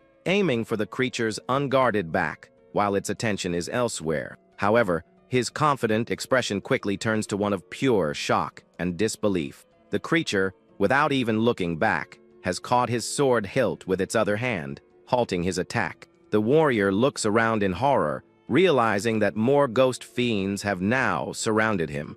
This is the first time the 6th squad has ever faced such a large number of these monsters. The standard tactics are failing, forcing each member to fight 2 or more ghost fiends alone. The captain shouts in frustration as the chaos spreads, his comrades being quickly overwhelmed. The squad's formation breaks completely, and cries for help echo through the dark woods. The creatures are brutal and efficient, falling upon any warrior who gets separated from the group. The captain desperately yells for his men to pull themselves together and hold their ground. His face is tense with grim determination as he tries to prevent the complete annihilation of his squad. As he focuses on the enemies in front, another fiend with glowing eyes lunges at him from behind. The creature's face contorts into a twisted grin as it closes in for the final blow. The captain looks back in shock, realizing his mistake too late as the monster attacks. He manages to block with his sword, but the battlefield is grim, with his comrades being overrun. Letting his sword fall from his grasp, he decides to rely on his fists instead. He pivots and throws a powerful punch, striking the creature squarely in the face. With fierce determination, he continues his assault, ignoring the other monsters around him. He lands another solid blow, sending the fiend reeling backward from the unexpected force. The captain follows through with a final, devastating punch that connects with the monster's jaw. Standing over the defeated creature, he takes a moment to catch his breath before facing the rest. The impact of his attack was so great that it sent several other nearby fiends stumbling back. he quickly realizes that the number of enemies is still far too great for his squad to handle. Determined to create an opening, he lets out a powerful shout, ready to make a final stand. At that moment, two warriors descend from the trees, shouting their attack names as they charge in. Elsewhere, Nasoyu and her companions stand with their swords drawn, watching the chaos unfold. Their eyes are fixed on a single figure who is fearlessly charging straight into the horde. The three women look on with expressions of pure shock, unable to believe what they are seeing.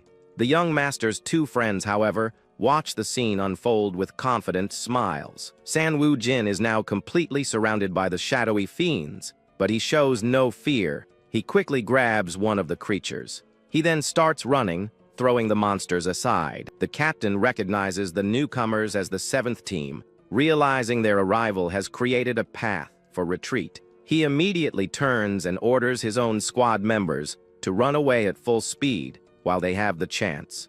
The captain then urges the 7th team to retreat as well, warning them that the enemy's numbers are simply too much to handle. However, the young master's companion tells the captain not to worry, assuring him that they have a plan. With a wide grin, Baisa Young calls out to his senior brother, telling him that it is now his turn. The green-haired warrior reluctantly takes out a small knife and makes a cut across the palm of his hand. He mutters a curse under his breath, annoyed that he is being forced to go through with this crazy plan. Without any more hesitation, he swiftly approaches one of the unsuspecting ghost fiends. In a flash, he smears his own fresh blood directly onto the creature's face, marking it as a target. He continues this motion, darting through the horde and marking several other monsters with his blood. The scent of blood drives the creatures into a frenzy, and their eyes begin to glow with a menacing red light. With the entire horde now chasing him, he turns and runs while screaming curses at Sanwoo Jin. Captain Cheongwon sees that he is fast enough to avoid being caught, and his plan seems to be working. He tells his squad that other teams will arrive soon, so they should assist the 6th team and take down a few enemies. Feeling a renewed sense of hope, the captain cracks his knuckles and announces that he will take the lead. He then charges forward into the fray, telling his remaining squad members to follow him closely. A brief memory flashes, showing a powerful martial artist who is surrounded by a serene, glowing aura. Sanwoo Jin recalls his past life and the great tragedy that unfolded in this very forest. He remembers the powerful warriors who were present at the time. In his past, all he could do was encourage those around him. But in this new timeline, he never gave up on changing the future that he remembered. From the moment he returned, he spent every single day working hard and encouraging his friends. Today, the small changes he made through his layered efforts have finally started to bear fruit. The gap he created was just enough to save his comrades, who now laughed together in relief. The ghost fiend attack, which should have left only the captain as a survivor, ended with minimal casualties. A few days later, a small group of warriors walks through a forest clearing, heading toward a building. Baisa Young complains that even his clothes now smell like the awful medicine. Playfully elbowing his friend, he adds that if not for the ointment, onlookers would have rushed to join their training. Sanwoo Jin agrees, noting that many people have been watching their external training recently. After hearing Zhang Guan describe how they defeated the demons, they realized their arts were good. But once the onlookers witness the actual grueling training, most of them quickly decide to leave. However, there was one person who was genuinely interested and wanted to overcome the entry barrier. This enthusiastic young man was immediately blocked by his friends, who stopped him from joining.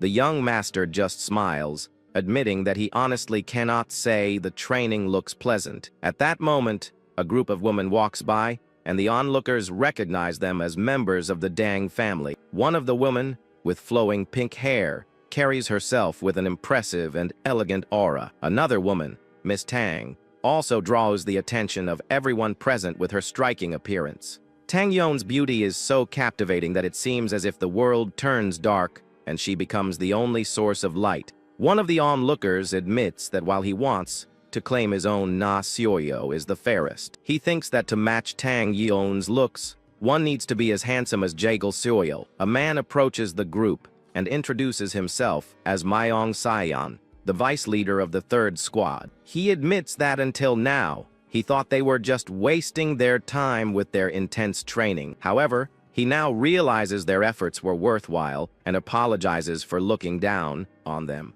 He then whispers to San Woo Jin that he would honestly like to learn some physical training from them. As his squad leader calls for him, he tells the young master that his dear goddess might not be so enthusiastic. He points out that she is quite clingy and possessive, contrary to her looks, before saying goodbye. As the vice leader turns to leave, San Woo Jin calls out his name, causing him to pause. The young master hesitates for a moment, a bead of sweat running down his face as he tries to find the right words. He then changes his mind, simply wishing him well and hoping they can train together next time. Myong Sayan is bold enough to openly state he has fallen for Tang Yon and serves as her vice leader because she is too difficult to approach. He acts as the effective squad leader of the third team. However, the young master recalls that in his past life, this man died at the hands of the very woman he loved. Tang Yun was forced to kill him after her mind was taken over by the blood cult. Later, he realized she became the woman of Ma Yujium, the fourth squad leader. In her final moments, Yujium's betrayal drove her into complete and utter despair. San Woo Jin now understands that she was not the cold, perfect woman she appeared to be. Bai Sa Young asks if he's also interested in Tang Yun. He explains that steel spirits will appear soon and he needs her help, but his friend misunderstands. Bai Sa Young teasingly asks if he loves her so much, he would be satisfied with just a conversation. As the young master looks, his friend shouts that he is in love with Miss Tang. He frantically tries to explain that it is not what it looks like, saying he just needs to talk to her, but has no connections. Na Xiaoyu looks on, her expression unreadable as she considers the chaotic scene before her. The young master grits his teeth in frustration, realizing he has been completely misunderstood. That evening, as the sun sets, the squad prepares for their night patrol duty. The squad leader, Seal Peng, holds up his hand to halt their advance. Sensing something in the darkness, he notes that it is a chaotic spirit, and the tension of the night patrol immediately rises. As he steps forward, he explains that the demonic heads of the blood cult are dangerous even for peak masters. Suddenly, a monstrous creature lunges out of the darkness, letting out a terrifying scream as it attacks. But this squad has Seal Peng, who easily dodges the attack and leaps onto the creature's arm. With the situation handled, the squad leader calmly states that there are no more abnormalities. He has one crucial weakness, however, which becomes apparent as the female squad members praise him. He gets flustered by their compliments and awkwardly tells them to be on their way. It is revealed that squad leader Seal Peng has trouble with women, or more accurately, he fears them. The women of his squad smile knowingly, thinking that if it were not for his fear, he would be perfect. San Woo Jin remembers from his past life that the captain only overcame this fear after they lost someone. To prevent that from happening again, he knows he must take care of the one responsible for it. But everything comes back to Jut Jiang, the arrogant man who constantly undermines the captain. Bai Zayang reminds him that his fight with the green-haired warrior is in just 2 weeks and asks if he can do it. The young master simply smiles and says he's trying his best. The captain then intervenes, speaking of his problem that it's his inner ki and that it takes years to become strong. She points out that San Woo Jin is a strange individual, as his mind has surpassed that of a first-class one. Bai Zayang tells his friend to just let them in on his secret plan, since they are the only ones listening. The young master explains that he has an elixir from his father that will increase his ki by about 10 years. The captain correctly guesses that the elixir must have an issue with its purity, which is why he has not taken it. San Woo Jin confirms this, saying that if he consumed it, about half of his total ki would be external. The female squad members are confused, asking what the men are talking about as they do not understand. Chiang Yan explains that if the external ki in elixirs exceeds half the total, ki deviation is more likely to occur. The young master clarifies that this is why he has been pushing back taking the elixir until the last moment. His original plan was to first gain Pure Kai using his primordial arts, and then take the elixir safely. However, he now believes that at his current state, he can handle a first-rate opponent. Bai Young laughingly admits he had no clue, having never used elixirs before in his life. The pink-haired girl's eyes light up with excitement, and she happily exclaims that they are in the same boat. Her companion blushes and clenches his chest, clearly flustered by her enthusiasm and closeness. Now, Na-Soyu mentions that they will be busy for a while, with San Woojin's fight and the upcoming meeting. He finds it strange, noting that he has been fighting on the front lines, but has never heard of such events. He remembers that the meeting in his past life occurred in the 13th Corps, and it was oddly peaceful. Baiza Young complains that it sickens him how the vice captain will suck up to his superiors during the meeting.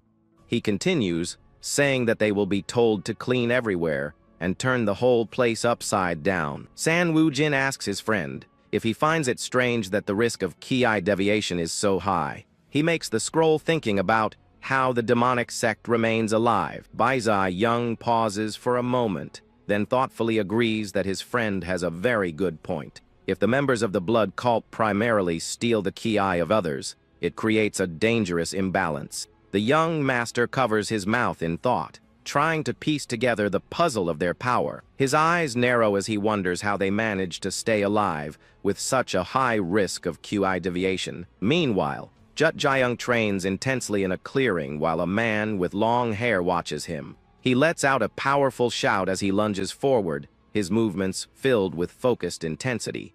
With a swift and precise motion, he thrusts his spear, demonstrating his growing martial skill. His attack is suddenly stopped as the other man, Mayugium, easily catches his foot, praising his progress. The man smiles, saying the green-haired warrior can now undoubtedly call himself an upper first-rate. Jut Jiang thanks him, but is told not to be satisfied with simply not losing to a second-rate opponent.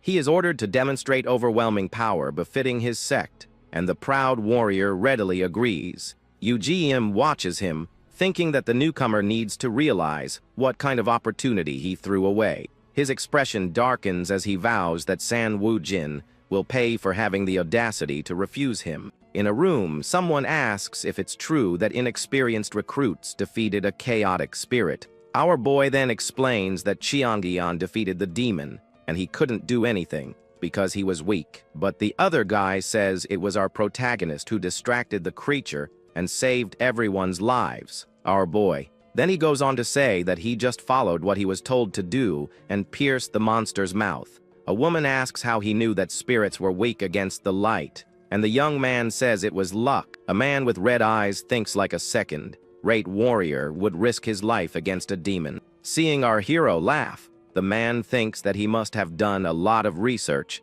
since little information is publicly available. With a smile, he decides there's no more room for hesitation and that it's worthwhile to train our boy. San Woojin explains that knowing about the weakness to light is different from forcing the monster's eyes open. The man with red eyes says he liked the rookie and will take him to the 4th squad. At that very moment, our protagonist desperately shouts that he will not accept the proposal. The other person is completely shocked and speechless by the protagonist's refusal. He then asks if the boy really doesn't want to join his team, and our hero becomes embarrassed. Our protagonist becomes nervous and looks away, unsure how to respond to the man. At that moment, he turns around and calls for Captain Seal Pong, who was sitting observing everything. Our hero says he's always wanted to join his squad ever since he researched the front lines and begs to be accepted. With that, the captain of the 7th Squadron is completely shocked and points to himself in disbelief at what he heard. San Woojin explains that he can destroy monsters even with the kai of a sword using only kicks and punches.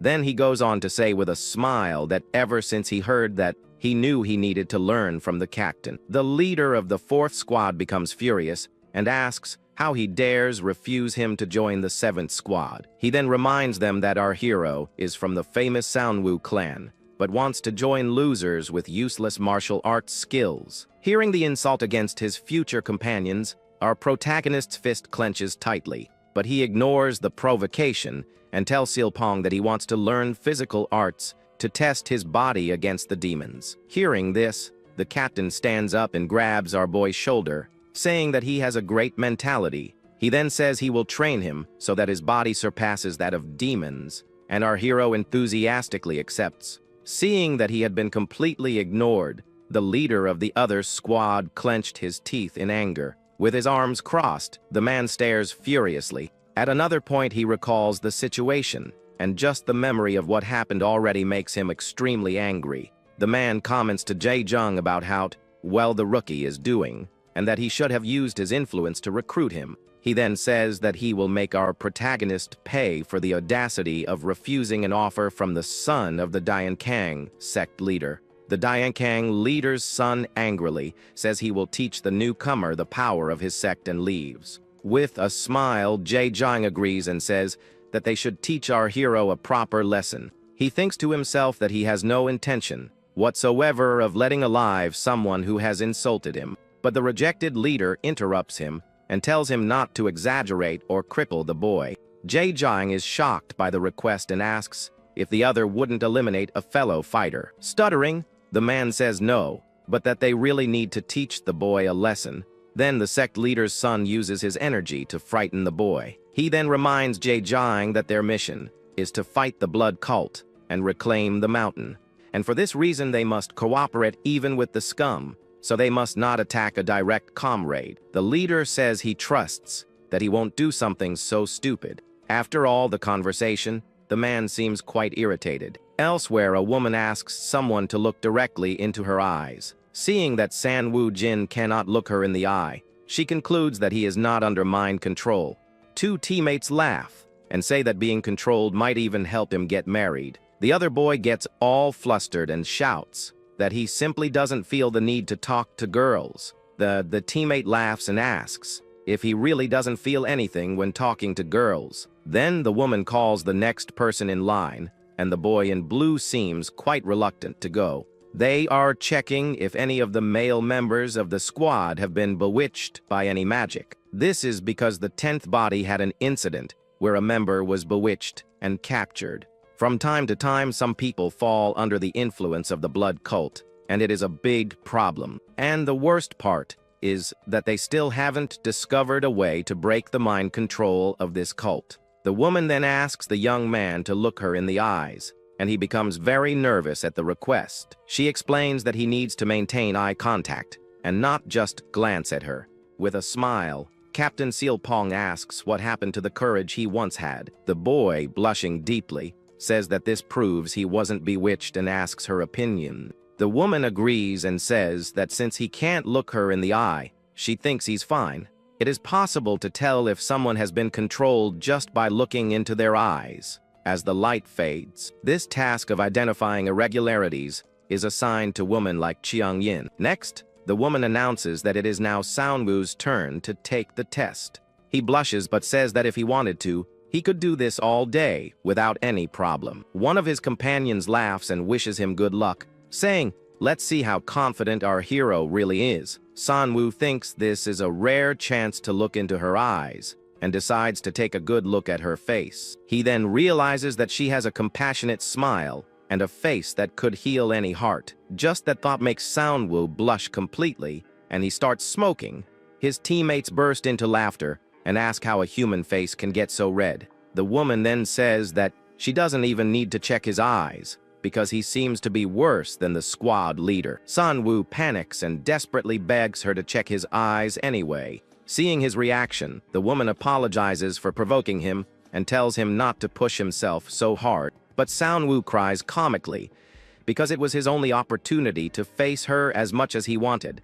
At that point, one of the boys asks the vice leader if she also checked Chiang Yin's eyes. Sanwoo looks at the others who are talking. Sanwoo thinks he's never seen her face completely, and that she said she has a scar. But even with that excuse, he still feels that the girl is hiding something else from him. The vice leader then reveals that she has already seen her face, and that she has no choice but to hide it. She then explains that if Chiang Yin didn't hide her face, it would cause enormous confusion. Sanwoo is confused as to why the girl with blue hair would need to hide her face. Captain Seal Pong then warns that he has heard rumors that it may not be just a spider spirit this time. These creatures are strengthened by blood, and the one they had faced before had already consumed 5 people. Sanwoo then approaches the 2 girls and asks what their plans are for the rest of the day. Upon hearing that they will only be training near the barracks, our Seonwoo lets out a sigh of relief. He then remembers that in his past life the pink-haired girl died around this time. Therefore, he warns the 2 girls not to go to dangerous places and to stay alert while the leader is far away. With a smile, the girl thanks him for his concern and tells him not to worry about them. At another point, the group is in a courtyard when a woman walks by and catches their attention. Our boy recognizes her as the vice leader of the 4th squad, Mae Yok-young. Apparently, she is one of the important people our protagonist has been keeping under observation. He remembers that in the other timeline, she was eliminated by the spider spirit, and this worries him. The deputy leader mentions that she is looking for a member of her squad named Sun Herring. Our protagonist offers to let the girl know if he finds her, and the woman thanks him for his help. As she walks away, our hero remembers that Sun Harang is Jung's fiancée who passed away. One of the companions explains that Sun Harang has been having problems ever since, and our hero asks about her fiancé.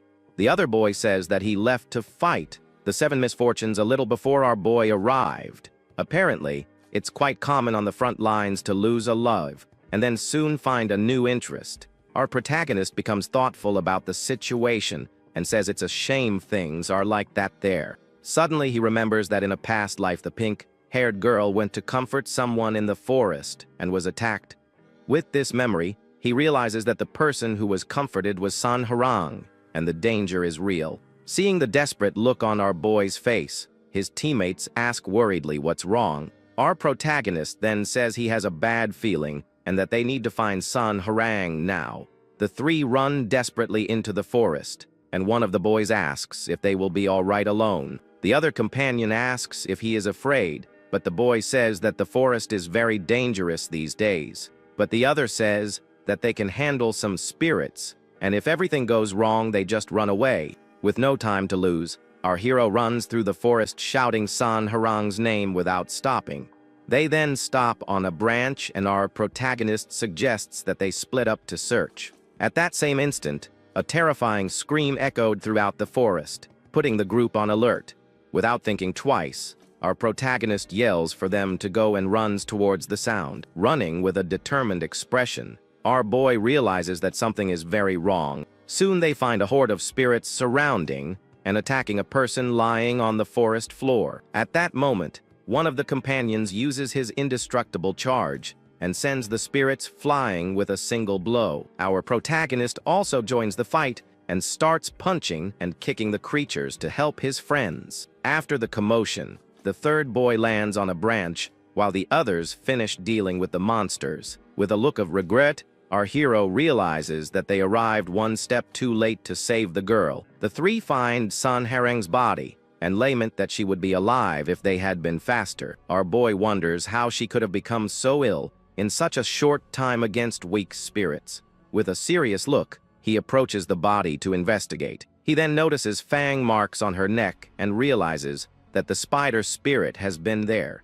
At that same instant, he desperately yells for his friend to move away from the body and get out of the way. Our protagonist then warns that they need to run because the true spider spirit is nearby. With an expression of pure panic, he realizes that the situation is much worse than he imagined. At that moment, the 3 look up and see a humanoid creature crouching on a tree branch. With a terrifying smile and glazed eyes, the spider spirit stares at them. Our protagonist and his friend are shocked and wonder if that thing is really smiling at them. The creature then lets out a deafening scream that echoes throughout the forest and frightens the group even more. One of the boys realizes the shout was a decoy, and our hero tells them to run south on number 3. He then begins the countdown, and the 3 prepare to sprint off in a desperate race for their lives. On the 3rd day, they all run as fast as they can to escape the terrifying creature.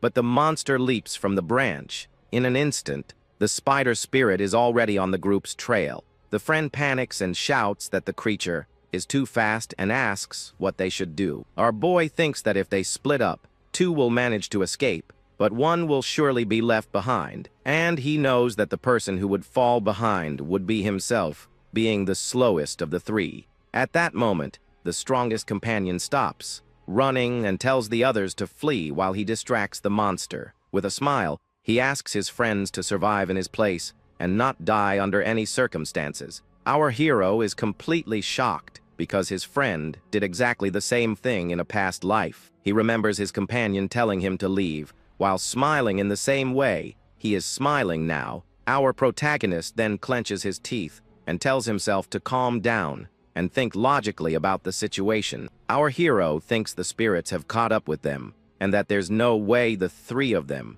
can get out of there alive.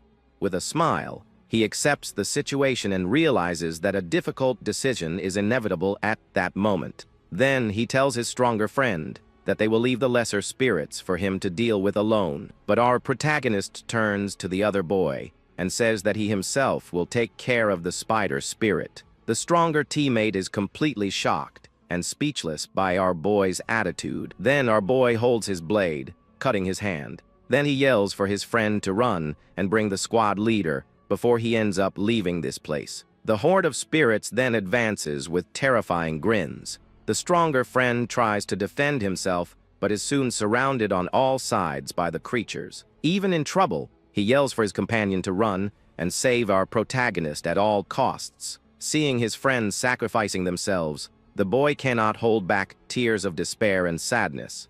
He then runs and shouts that they dare not die, for he will follow them to hell if necessary. Our hero calls him an idiot and says he will never forgive him if he leaves for such a silly reason. With his sword gleaming purple, our protagonist prepares to face the spider spirit. The spider spirit pounces furiously towards San Wu Jin, who waits with his sword gleaming. With a battle cry, the young man unleashes his purple energy, bracing for the monster's imminent attack.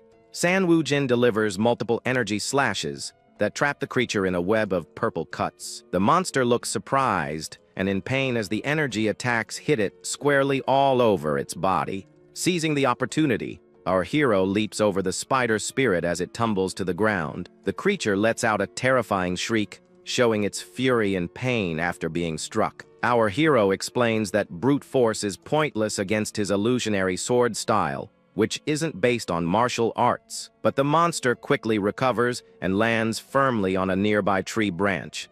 The spider spirit glares at the young man, who is now on another branch, and seems confused about what just happened. The protagonist worries that if the monster loses interest in him, it will go after his friend, Jongwon. He thinks his friend won't last long on his own, as the spirits are numerous and cunning. So, to prevent the worst from happening, he jumps toward the creature and taunts it to keep it from attacking his partner. The taunt works, and the spider spirit turns its face toward the boy with an expression of pure rage. The monster strikes with a powerful punch, and although the young man manages to block it, the impact is still immense. San Wu Jin is pushed back, but holds his ground as the creature prepares for another strike. The spirit lunges forward, trying to grab him, while in the background, another similar monster watches the fight intently. Our hero mentally thanks Seyoung for the technique and hopes he brings backup in time.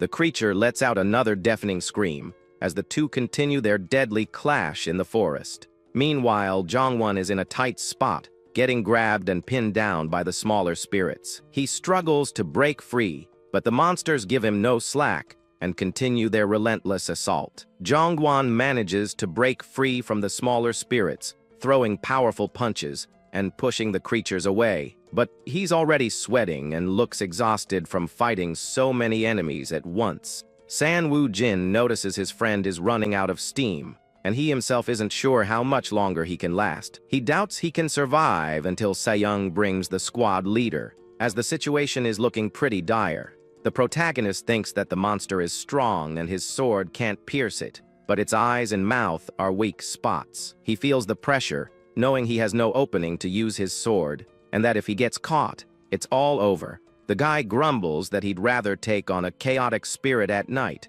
than this creature in broad daylight. Suddenly, thinking about the chaotic night spirit and the daytime spider spirit gives him an idea. He remembers hearing about a rocky mountain near this forest, and this could be his chance. With a determined look, he decides he's going to risk it all on this gamble, as it might be his only way out. So he starts running through the forest, closely pursued by the spider spirit and its smaller minions. To get an edge, he uses one of the smaller spirits as a springboard, vaulting over it with agility.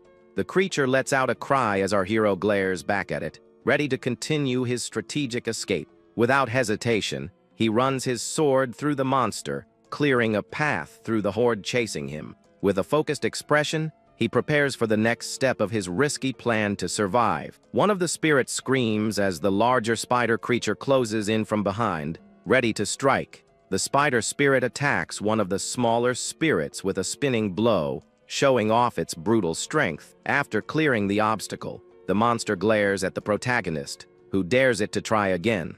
We see our hero fighting against several spirits at once, wielding his sword with masterful skill. The spider spirit lunges forward once more with its sharp claws. The smaller spirits attack in a swarm, but the protagonist defends himself with agile movements of his sword. With a precise strike, he hits one of the monsters in the shoulder while preparing for the next attack. Our hero glances back with a serious look, maintaining his combat stance with his sword in hand. Suddenly, he throws a sharp object that hits another spirit further away dead on. Seeing its minions being defeated, the main spider creature lets out a terrifying shriek of pure fury. In a spinning motion, our protagonist takes out several of the smaller spirits that had surrounded him. He then runs toward a rocky mountain and throws a few rocks to divert the monster's attention. His plan leads him to the entrance of a dark, deep cave that seems to be the perfect spot. The young man runs into the darkness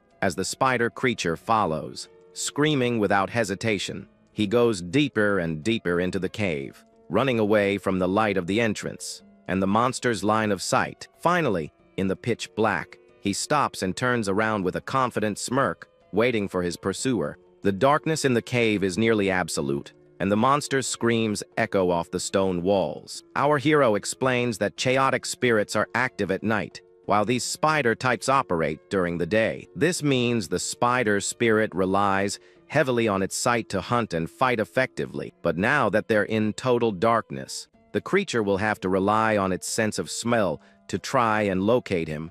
The monster screams desperately, now unable to see its target and completely lost. The protagonist can't see anything either and knows the situation is dangerous for both of them.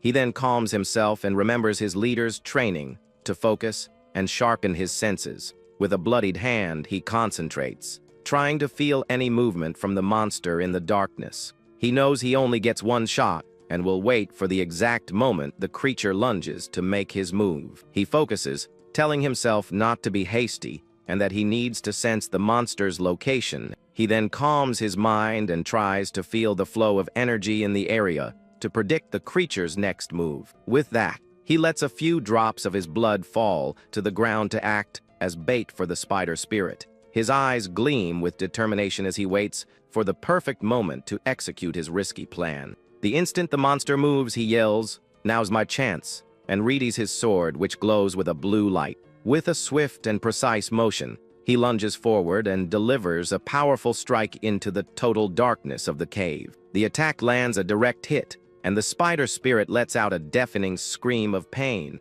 The creature continues to shriek, and our hero, relieved, realizes his plan worked perfectly. He then breaks into a smile of pure relief, but also exhaustion. After all the tension of the fight, the young man clenches his fist. Still feeling the adrenaline from the battle, he just fought against the monster, but he knows it's no time to relax and starts running out of the cave to help his friend. Outside, Jongwon is still fighting bravely against the smaller spirits that surround him on all sides. He looks surprised as one of the spirits approaches and braces for the impact of the attack. Just then, Jongwon hears his name and sees San Woo Jin running toward him to help in the battle. With a huge smile on his face, our protagonist shouts to his friend that they need to head back now.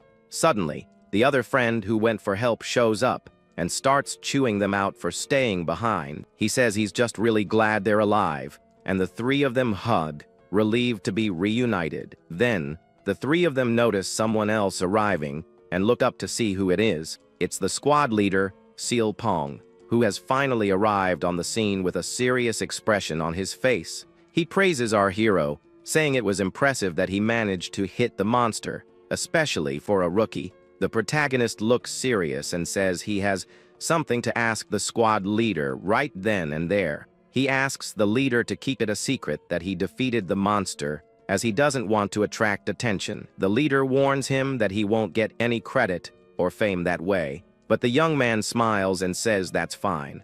With a satisfied grin, he states that just surviving alongside his comrades is enough for him. Later, we see the protagonist walking alone through a dark forest at night. Suddenly, he seems to be in a nightmare and cries out desperately for his leader, Seal Pong. His eye is wide with terror as sweat drips down his face, showing his utter despair. In the dream, he finds himself alone in a dark clearing, sensing that something terrible is about to happen. He looks up with an expression of pure horror, as if reliving a major trauma. The nightmare scene is one of pure destruction, with fire and chaos everywhere, and silhouettes of people falling. We see the body of an injured person amidst the flames, revealing the tragedy he's reliving.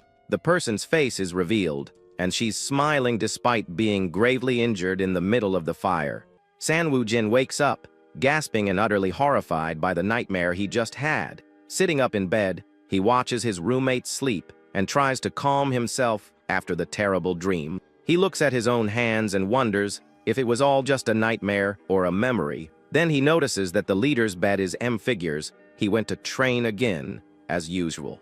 The young man holds his head in despair, as the nightmare was a memory from his past life where everyone perished. He thinks that in this life, he saved a friend and trained, risking everything to achieve his goals. But with a clenched fist, he questions if everything he's doing is really enough. He knows that soon, more powerful monsters like the Cheel, Jai and the Doxa, will appear one after another. He remembers that in his past life, he barely survived, losing friends, and the demons were just the beginning. 5 years later, the Hyo Ma appeared with incredible power, and 2 years after that, the front line collapsed. The blood cult simply ignored all agreements and began to expand its territory mercilessly. Since he fell in that battle, he doesn't know if the Martial Alliance won or if the cult took over the world. Because of this, he knows that no matter the future, the only thing he can do is train every single day without stopping. But every time the nightmare returns, he wonders if all his effort is truly enough. With a determined look, he comes to the conclusion that what he's doing now is not going to cut it for what's coming. With only 2 days left until the confrontation with Ju Tae, Kaiyang, we see a group patrolling the forest. One of the girls complains that of all days, she's on patrol when she really wanted to train a bit more. She smiles, thinking she never imagined she'd one day be bummed about not being able to do a night training session. The young woman recalls that when it was decided she would go to the front lines, all she could think was that she was going to her doom. When Na-seo turned 7, her mother passed away, and her stepmother took complete control of the family. The stepmother then sent her to the war and discriminated against her and her younger brother, hiding it from their father. The woman would say she couldn't send the future heir of the family to such a dangerous place. So, she would claim that for the good of the family, Na-seo, you should make that sacrifice in his place. Even though it was incredibly difficult, the young woman believed that sacrificing herself was her way of serving her father. With her hands clasped, she would reply that she understood and accepted her fate without questioning her stepmother's decision. The girl knew that going there meant it was the end for her, but she didn't know how to refuse, having lived that way for so long. And sure enough, on her very first patrol on the front lines, Na-seo, you faced a life-threatening crisis. She and her partner split up to look for tracks, believing a monster is in the forest. The girl runs through the forest with a look of surprise and fear on her face. She then lands near the body of her fallen partner and braces herself for whatever comes next. Analyzing the scene, she finds the monster's tracks and realizes it's very close by. She knows she needs to alert the other team members and thinks about using an emergency flare. But suddenly, the young woman senses a presence from above and looks up at the sky, completely terrified. A demon called Madu drops from the sky, and the young woman instantly realizes it was all a huge trap. Desperate, she screams the creature's name and tries to defend herself, using her sword to block the attack. The young woman is quickly overpowered, her face showing pure terror, as she's pushed back by the enemy's strength. She can't hold against the pressure and ends up falling to the ground, completely defeated. A man grabs her by the chin and remarks with a wicked smile that she's a very pretty girl. The villain says she was an unexpected catch, making his nasty intentions with the young warrior clear. Nacio, Yu squeezes her eyes shut, feeling pain and disgust from the humiliating situation she's in. The man leans over her, ready to harm her, with the girl unable to do anything to fight back. Suddenly, someone appears and lands a powerful punch on the villain's face, sending him flying. The scene shows the impact of the blow and the arrival of an unexpected savior for the girl in peril. The man gets up furiously and yells out, asking who dared to interrupt his plans like that. But the savior, who is Seal Pong, is already in a fighting stance, ready to continue the brawl. Without wasting a moment, he lunges forward again and throws another punch with all his might at the enemy. Lying on the ground, the girl wonders what just happened, as she thought her time was up. After the commotion, the forest falls silent, and a calm light illuminates the area. Seal Pong rushes over to Nacio, Yu, and asks with concern if she was hurt in the scuffle. He then offers his hand to help her up, and the girl looks at him with tears in her eyes. With a confident smile, the warrior tells the young woman that everything is okay now that he's here to help. The young man then gets closer to her and starts to say something, while the girl is still on the ground. He notices she was hit with a pressure point strike and says he'll help her with that. After he helps her, she smiles happily and leans on him, completely relieved and grateful for his help. But the warrior looks incredibly embarrassed and awkward with the girl's sudden closeness. She remembers that in that moment, she forgot all her fear and just burst out laughing. Later, he was chosen as the leader of the newly formed Squad 7, and she decided to follow him. The girl thinks to herself that those were the happiest moments of her entire life up to that point, and she feels that even if she were to pass on tomorrow, she wouldn't regret any of her choices. Feeling like they have nothing to regret, the squad heads deeper into the forest. During the walk, young Master Bai complains that his body feels heavy, but the vice leader says she feels just fine. With a smile, she compliments the guy, saying he's gotten more handsome lately. Young Master Bai gets all flustered and says that's hard to believe since all she does is praise him, but the woman insists it's true. Elsewhere, the girls are fawning all over young Master Bai, who's getting completely flustered by all the attention. The guy is surprised and blushing as the ladies call out to him. The vice leader then gives him a tip, saying that women don't like the obvious stuff, and the secret is to be subtle. Right after, she turns and her attention shifts to someone else in the group. Looking at Soundwoo, she wonders if something's bothering him, as he seems really deep in thought lately.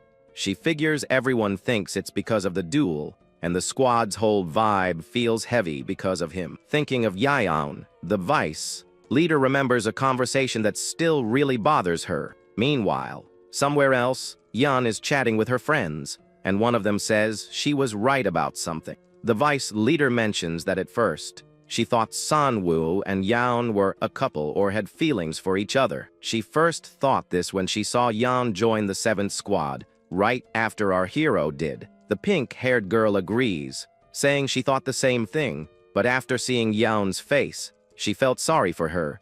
The two then look at Yaon, waiting for her to respond to this whole conversation. With a blushing face, Yaon confesses to her friends that she likes young Master Soundwoo. The sudden confession leaves the other two girls completely shocked and speechless. The vice leader tries to play it down, saying she also likes him as a treasured member, but Yaon is direct, stating that she likes Sanwoo as a man, leaving her friends even more stunned by the revelation. The vice leader is taken aback by the answer, and Yaon says he seems interested in her, but not as a woman. Instead, his interest is of a different kind, something she's still trying to figure out. She tells them she liked him even when he was chubby, and that her feelings haven't changed. Her friend then asks why she doesn't do anything about it. but Yayon doesn't know what to say. The girl suggests she show her face or get closer so he'll finally notice her. But Yayon just smiles and says she's happy, just watching the guy from a distance for now.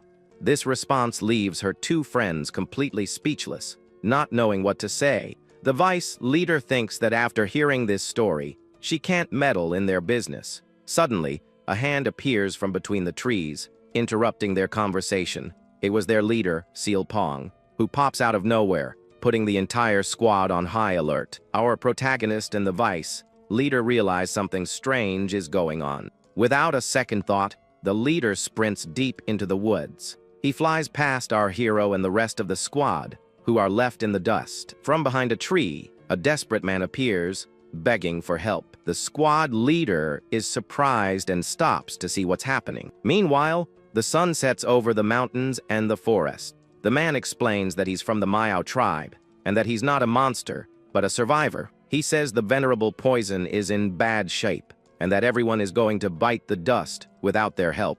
The vice leader sums it up, saying they were saved by this person who is now on their last legs. Shilpong then speculates that it could be a ki deviation caused by training. One of the guys remarks that they came all the way to the front lines just to ask for help. On his knees, the man from the Manhwa tribe begs them to save his benefactor and his brothers. But suddenly, a voice cuts in, saying the story is obviously a lie. It's Chute Jiang, who doubts how they could have survived in a forest swarming with demons. The man defends himself, saying a scent given to them by the venerable poison scared the monsters away. Our protagonist gets curious and asks what kind of scent he's talking about. The man explains that the monsters hate this odor, which is why they don't come near them. He then shows a small pouch that contains the so called protective scent. Seeing this, our hero turns to the captain and says they should go check it out. Xian Wu thinks that little pouch alone is worth the trip to investigate the situation. However, Jute Jiang gets annoyed and questions the idea of trusting an item that could be a fake. Our hero then argues that they know the layout of the forest, and that's useful. The guy gets furious and reminds them that the Blood Cult and the Martial Alliance have an agreement. With a smirk, our hero says that agreement isn't worth the paper it's written on, since they get attacked every single day. He taunts Jute Jiang, asking how a disciple of the Spear sect could say something like that, and he asks if he's forgotten their mission to attack the cult and take back the temple. Captain Seal Pong then asks the tribesman how long it takes to get there. He thinks the timeline is too tight and says there's no guarantee the treatment will be successful. Furthermore, he warns that this is desertion and could lead to severe punishment. Our hero then smiles and tells them not to worry, because he didn't ask them to come along. With a smile, he says not everyone needs to go and suggests a small group for the mission. Besides, as for deserting their post, he has the perfect loophole for the situation. Our hero asks the man if there are monsters in the forest that absorb life energy. The tribesman confirms, terrified, and says those creatures are extremely dangerous. Knowing they are spider ghosts, he declares they must go hunt them down immediately. Faced with that argument, Captain Silpong agrees, saying this mission is now mandatory. Yayon then volunteers to go along, promising she won't fall behind on the way. The captain accepts, saying it'll be great to have the young Chiang Yan with them on the journey. Right after, he asks the vice captain to watch their six and apologizes for his absence. With a smile, she tells him to come back safe and says she'll be waiting for them. The farewell leaves Captain Seal Pong with a slightly worried expression on his face. But before they leave, Jute Jiang approaches and reminds our hero about their duel. He's not postponing the fight and even accuses the kid of running away to avoid it. Our protagonist laughs and says a duel with him means nothing compared to this mission. Utterly indignant at the response, Jute Jiang is left fuming and speechless. Paying him no more mind, the group takes off, running at high speed through the forest. As he's being carried, the tribesman is amazed by the group's incredible speed. Our hero notes that even in this situation, the young man has a pretty cheerful personality. He then remembers that in his past life, this same guy came asking for help but was turned away. Back then, since nothing changed, he thought it was just an insignificant encounter. But he remembers that after that, the venomous snake ghost appeared and everything went south. This tragedy happened right when Captain Seal Pong left to save Ju Tae, Jion's group. The venom was so potent that neither the squad's medic nor the young Tang Yeo could neutralize it. So, the captain went into the jungle alone, and with the help of the Meow people, returned with herds that saved a few. Unfortunately, the young Na wasn't one of them, and by the time he returned, it was too late to save her.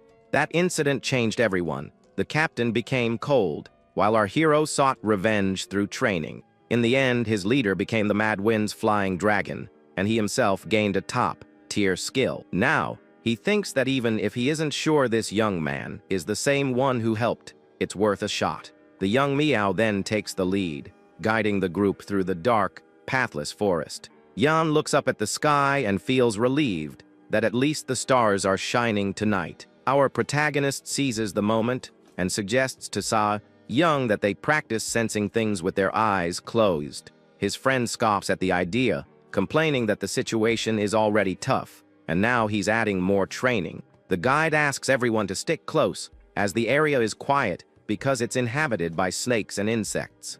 The group continues walking very carefully through the dark and silent woods, following the guide.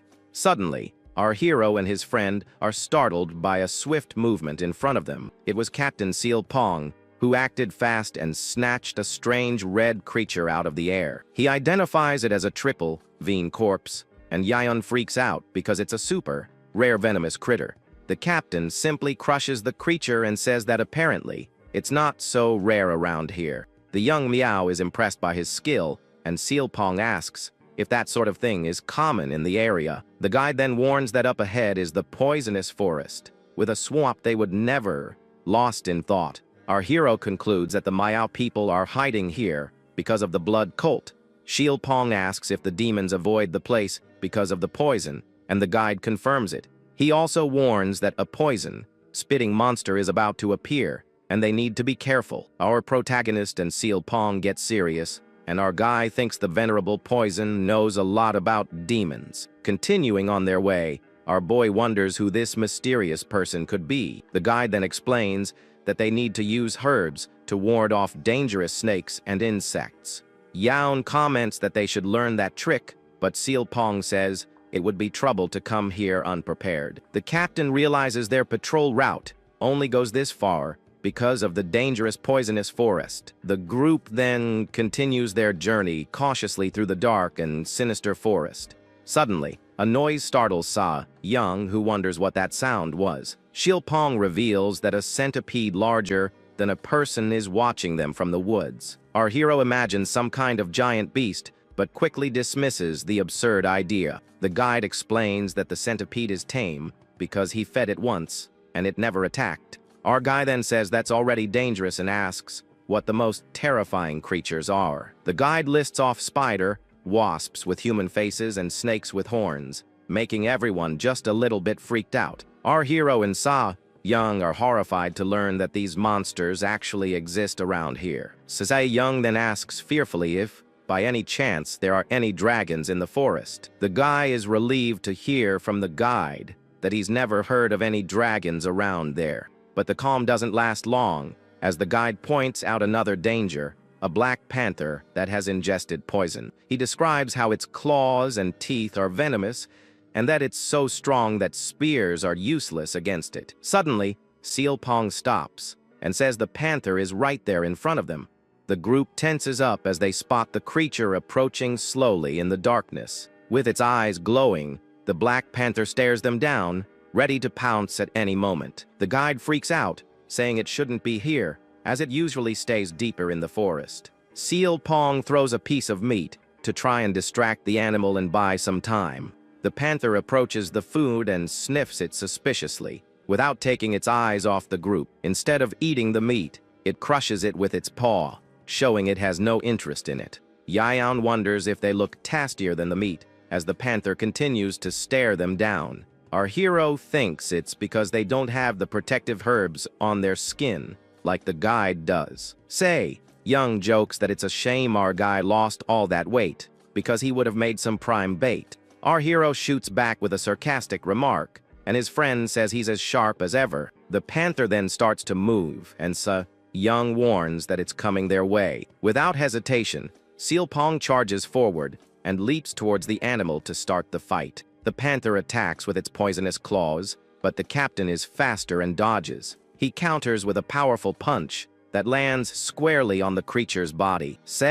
Young is shocked to see that the panther managed to block the captain's attack. The creature then prepares for another attack with its sharp and deadly claws. Seal Pong doesn't back down and delivers a powerful kick that hits the panther hard. The impact of the blow causes the panther's paw to bend at an odd angle. Even injured, the panther doesn't give up and continues to fight Captain Seal Pong. With the force of the impact, Captain Seal Pong is thrown back violently. He's clearly surprised by the beast's power, as he wasn't expecting that. The panther then prepares for another attack, its paw glowing with energy. However, the leader manages to dodge just in time, showing off his incredible agility in battle. Meanwhile, our protagonist and Yeon watch the fight with deep concern. The creature then manages to land a hit on the captain, sending him flying with a brutal blow. Even in mid-air, Seal Pong manages to twist around and counters the attack with a powerful punch.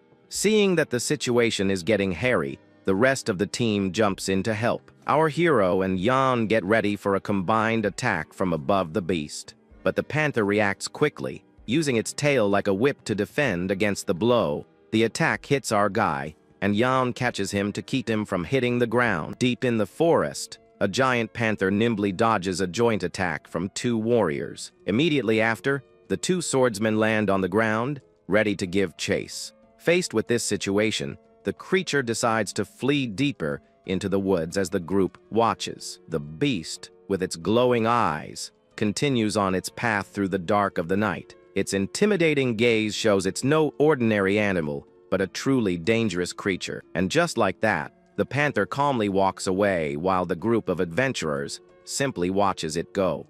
The man in red comments to his companions that it looks like the beast is heading back to its turf. His friends, on the other hand, are stunned, remarking on how incredible it is that a monster like that even exists. One of the members says that the most amazing part isn't the creature's existence, but the fact that it's so close. From there, with the threat now distant, the group continues their trek along a forest trail. Along the way, one of the guys mentions that he tried to learn as much as he could from Dokkum. He says that Dokkum wasn't great with words, but was very skilled at explaining things. Apparently, they walked through the entire night, only reaching their destination as the sun came up.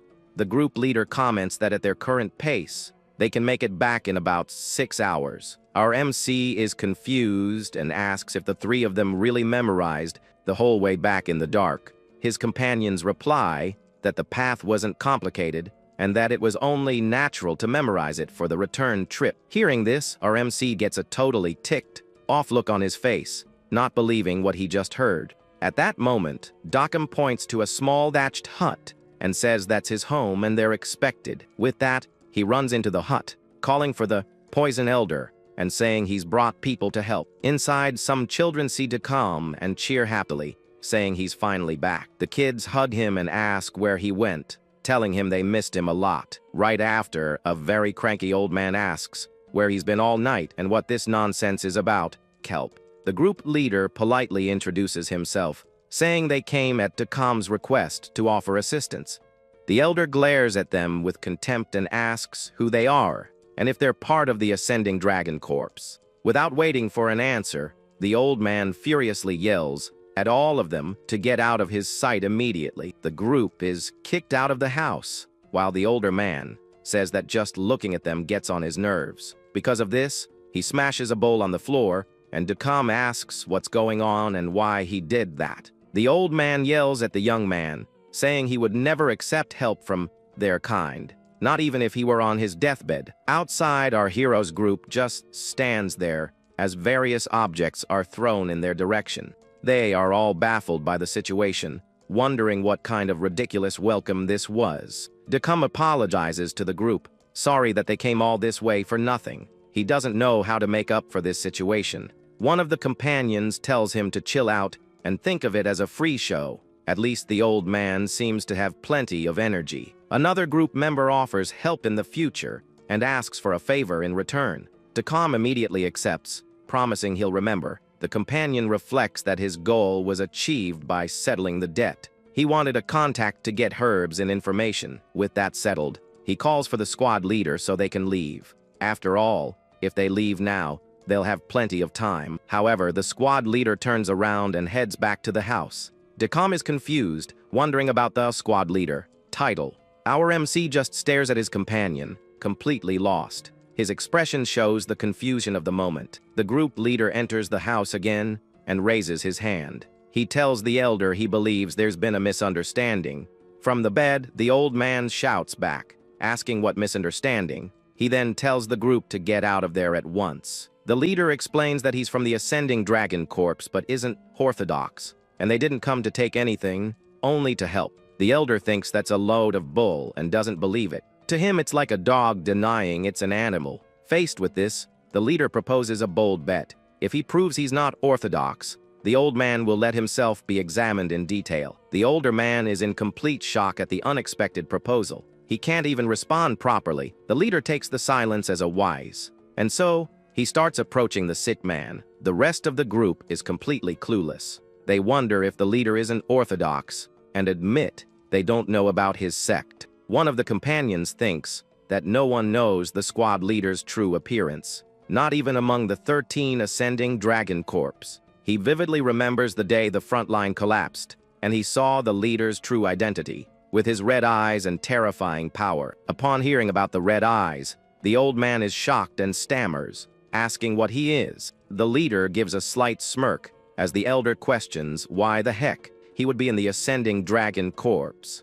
The scene shows the leader next to the sick man's bed, while everyone else watches the interaction from a distance. With that, the leader takes the older man's hand to check his pulse and verify his condition. After the analysis, he apologizes and says that with his current skills, there's nothing he can do to help. The elder scoffs, saying that even he, who dedicated his life to studying poisons, couldn't do a thing. So what could some kid possibly do? At this, the leader turns to Decom and apologizes for not meeting his expectations, and Decom looks awkward. And so, he turns to step away from the elder's bed, looking like he's about to leave. He then rejoins his companions and says that now they are really heading home. But the old man calls out to him, commenting on his strange identity and asking if he'll hide it from the children too. The leader stops for a moment and casts a serious glance back without saying a word. From there, the man in charge reveals his affiliation, telling the elder that he is part of the blood cult. The revelation shocks the entire group, and our protagonist asks in disbelief if he's really from the blood cult. One of the companions reflects that the old man's hatred for the orthodox and his knowledge now makes sense. He must have been a demonic martial artist. However, he also recalls that according to Decom, the elder has been helping the Meow people for a long time for unknown reasons. At that moment, our protagonist confronts his leader, asking what's going on, and if he's really from the blood cult. The leader apologizes, saying he thought of Decom and the children, and that's why he couldn't bring himself to tell him the truth. Faced with the lie, our hero gets furious and draws his sword, preparing to take action. He lunges towards the elder and says that even if his leader forgives him, he would never forgive someone like him. Decom and the children get desperate and beg for forgiveness as our protagonist threatens the old man with his blade. The older man scoffs at him, saying that's the typical attitude of the orthodox, who want to eliminate demons to feel satisfied. Because of this, our young hero screams at the top of his lungs, telling the demon to shut his mouth immediately. The children and Decom stand in front of the elder, pleading for the great hero to spare his life. The young man yells at the cultist, asking how he dares to mock the orthodox and what right he has to do so. The elder retorts with fury that he has every right, as he lost everything because of hypocrites like them. And so, he challenges him to a fight, saying that even though he's not in his best shape, he can take him down without a problem. Our protagonist accepts the challenge with a crazed look in his eyes, shouting that he will grant the elder's wish. He then charges forward to attack while Decom and the children desperately try to stop the fight. The children cry hysterically, begging the hero to stop as they try to shield him. This scene makes our protagonist remember two smiling children who used to call him disciple brother. The memory hits him hard, and he grits his teeth, feeling immense emotional pain at that moment. He then shuts his eyes tightly as he tries to process the whole situation that's happening. At that instant, a hand grabs his arm, stopping him from completing his attack on the older man. Our protagonist introduces himself as Bai Sayong of the Baijong sect and accuses the old man of hiding behind children. With that, he decides to erase the events from his mind and pretend he never saw the head of the blood cult there. The elder, however, is surprised to hear the name of the Baijong sect, seeming to recognize it from somewhere. He then asks if it's the Baijong sect of Guangxi, and our hero confirms with a disdainful tone. From there, the old man mentions a tragic event known as the Mowang bloodbath.